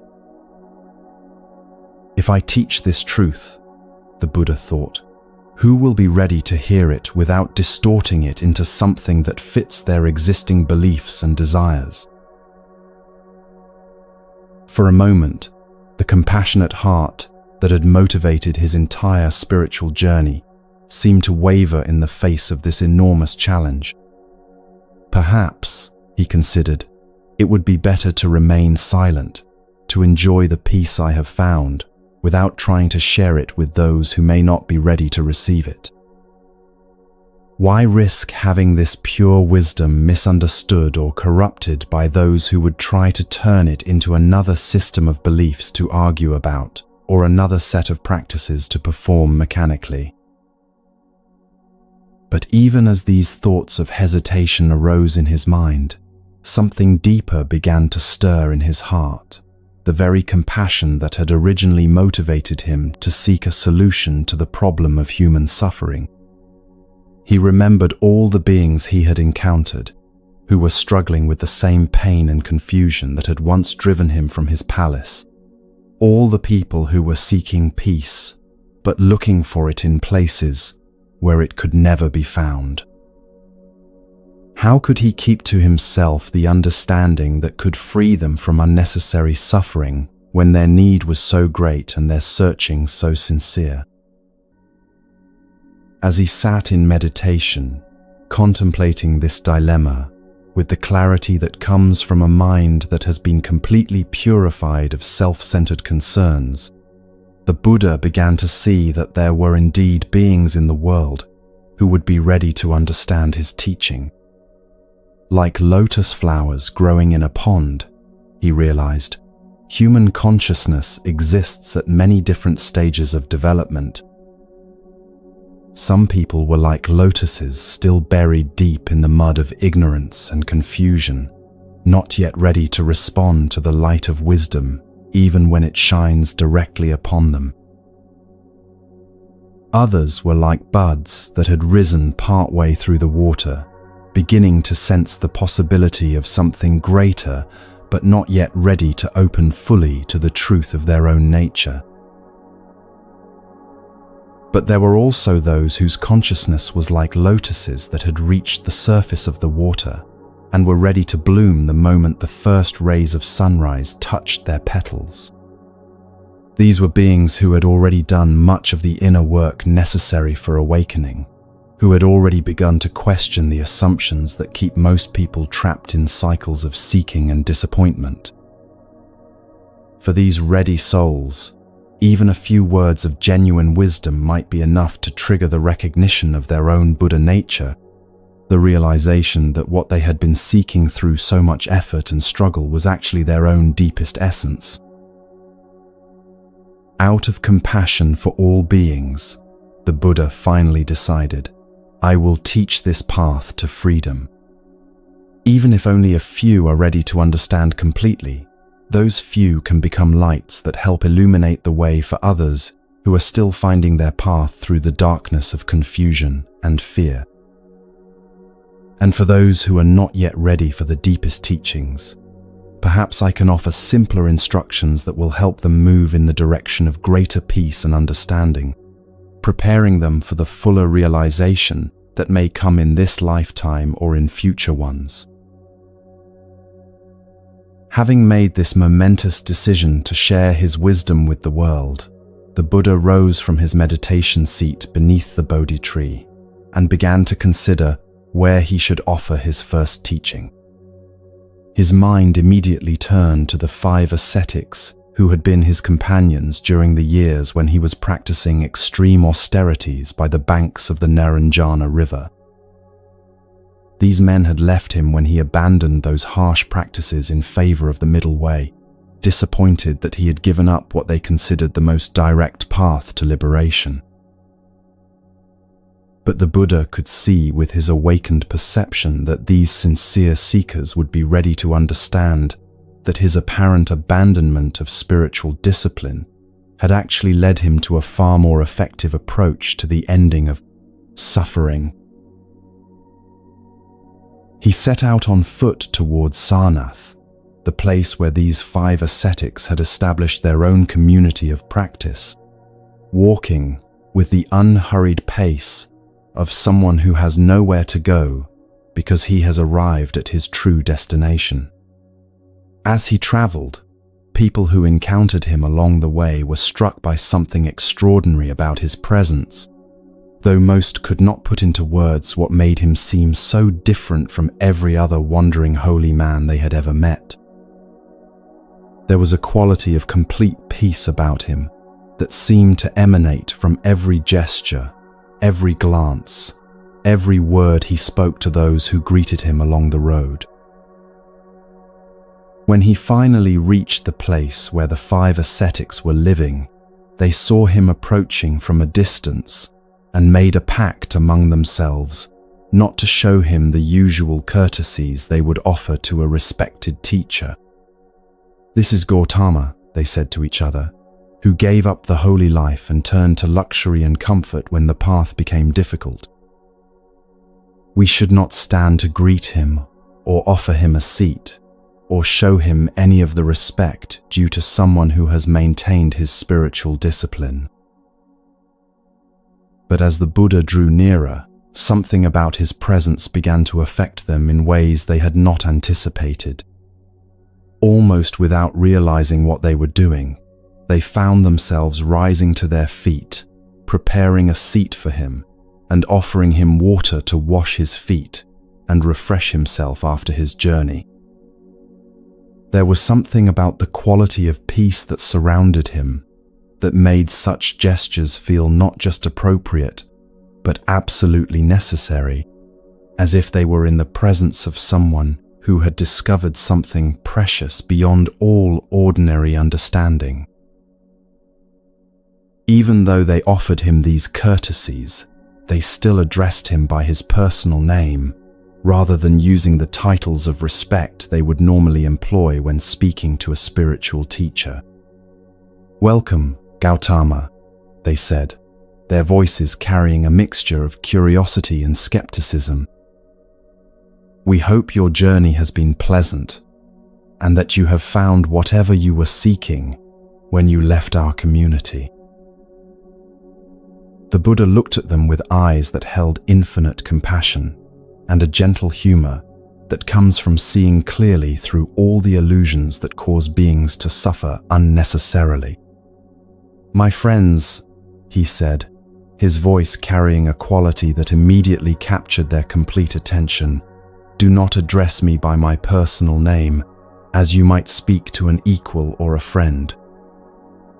I have become a Tathagata, one who has found the way beyond all suffering, and I have come to share with you the wheel of teaching that can lead all beings to the same freedom I have discovered." At first, the 5 ascetics were inclined to dismiss this claim as the boastful talk of someone who had compromised his spiritual practice and was now trying to justify his lack of discipline. "How can you, who gave up the effort and returned to a life of ease, claim to have achieved what we who have maintained our austerities have not yet reached?" they asked. But something in the Buddha's presence made it impossible for them to maintain their skepticism for long. There was an authority in his words that came not from intellectual knowledge, but from direct realization, and a peace in his being that spoke of someone who had indeed found what every spiritual seeker hopes to discover. Over the course of several days, the Buddha shared with these 5 men the essential insights that had led to his awakening, speaking in language so simple and clear that even the most profound truths became immediately accessible to their understanding. He taught them what would become known as the 4 noble truths, 4 observations about existence that cut through all the complexity and confusion that usually surrounds discussions of human suffering and its resolution. The first truth, he explained, is that life as most people experience, it contains a fundamental dissatisfaction that arises from not understanding the nature of reality. This is not pessimism, but simple recognition of the obvious fact that even our happiest moments are temporary, that everything we love will eventually change, and that we spend much of our time fighting against circumstances we cannot control. The teaching is simple: stop fighting reality, and half of your suffering ends immediately. The second truth, he continued, is that this suffering has a cause, and that cause is our constant craving for life, to be different from what it is. We suffer not because difficult things happen, but because we resist difficult things when they arise, and cling to pleasant things when they begin to change. This craving keeps us trapped in cycles of wanting and disappointment because it is based on the illusion that our happiness depends on external circumstances rather than on our understanding of our own true nature. The third truth, the Buddha explained with the joy of someone sharing the most wonderful possible news, is that this suffering can completely end. It is not a permanent condition that we must simply endure, but a case of mistaken identity that can be corrected through wisdom and compassion. When we stop believing that we are separate from life and start recognizing that we are life itself expressing through a temporary form, the very foundation of suffering dissolves into the peace that was always our true nature. And the fourth truth, he concluded, is that there is a practical path that leads to this freedom, not a complicated system of beliefs or practices that takes lifetimes to master, but a simple way of living that anyone can begin to apply immediately. This is the Eightfold Path, which is really just 8 different ways of describing what it means to live with complete honesty, compassion, and awareness in every moment. The Eightfold Path that the Buddha taught was not a series of rules to follow mechanically, but a description of how life naturally expresses itself when we stop fighting against our own deepest wisdom. Right understanding means seeing clearly what is actually happening, rather than what we wish were happening or fear might happen. Right intention means allowing our actions to flow from compassion rather than from selfish grasping or unconscious reactivity. Right speech means speaking truthfully and kindly, using words that heal rather than harm. Right action means behaving in ways that honor the interconnectedness of all life, rather than trying to gain advantage at others' expense. Right livelihood means finding ways to support ourselves that do not cause unnecessary suffering to other beings. Right effort means applying just enough energy to maintain awareness without forcing or straining. Right mindfulness means paying attention to what is actually happening in this moment, rather than being lost in thoughts about the past or future. And right concentration means developing the stability of mind that allows us to see through the illusions that create suffering to the peace that is always available underneath. As the Buddha shared these teachings with his first students, something beautiful began to happen that would be repeated countless times throughout his 45 years of teaching. One by one, these 5 sincere seekers began to recognize the truth of what he was pointing toward, not as a philosophy to believe in, but as a direct perception of their own nature that had always been present but had been overlooked. They realized that what they had been seeking through years of difficult practices was actually closer to them than their own breath, more intimate than their own thoughts. The first to understand completely was Kondana, whose face lit up with the joy of recognition as he suddenly saw through the illusion that had kept him feeling separate from the peace he sought. "I see it," he exclaimed, his voice carrying the excitement of someone who has just discovered a treasure that had been hidden in plain sight. "What you are pointing toward is not something to be achieved, but something to be recognized. It is what I have always been beneath all the seeking and striving." One by one, the others experienced similar moments of awakening, each finding his own way to the same recognition that the Buddha had discovered beneath the Bodhi tree.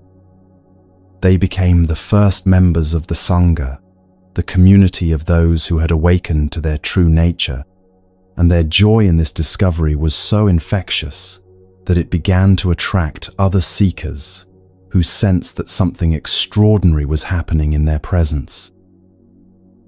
As word spread about this teacher who had found a way beyond suffering, people began to come from far and wide to hear what he had to share.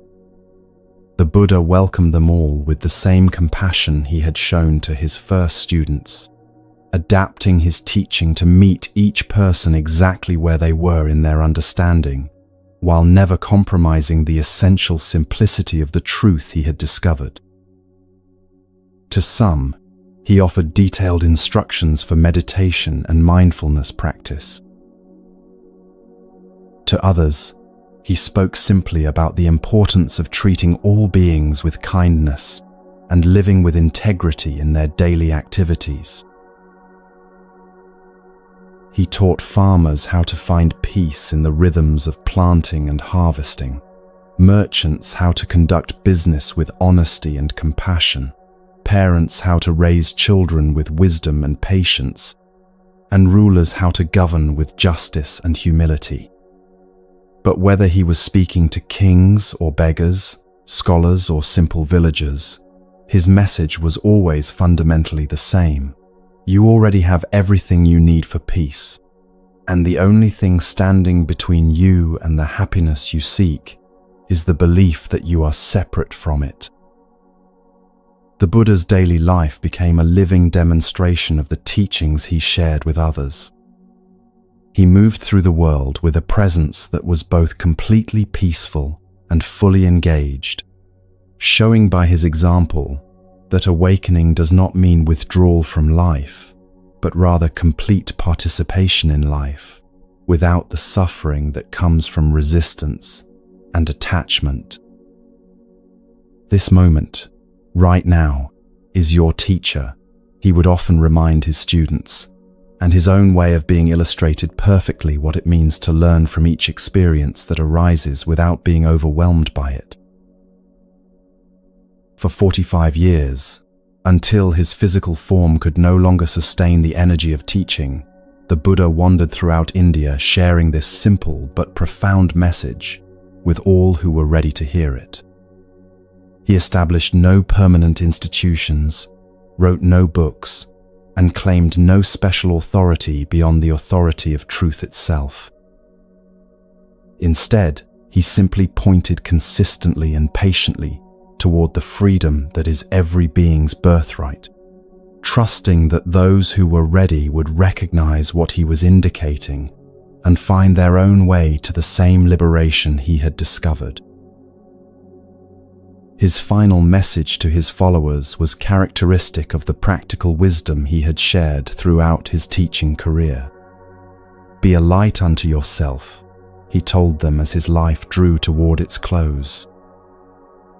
"Do not depend on my words or anyone else's words to tell you what is true, but discover for yourself the peace that lies at the heart of your own being."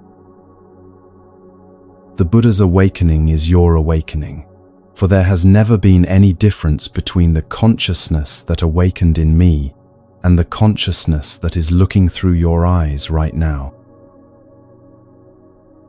And so the great wheel of teaching that began beneath the Bodhi tree continues to turn, carried forward, not by institutions or traditions, but by each person who discovers for themselves that the peace they seek is not something to be found, but something to be recognized as what they have always been.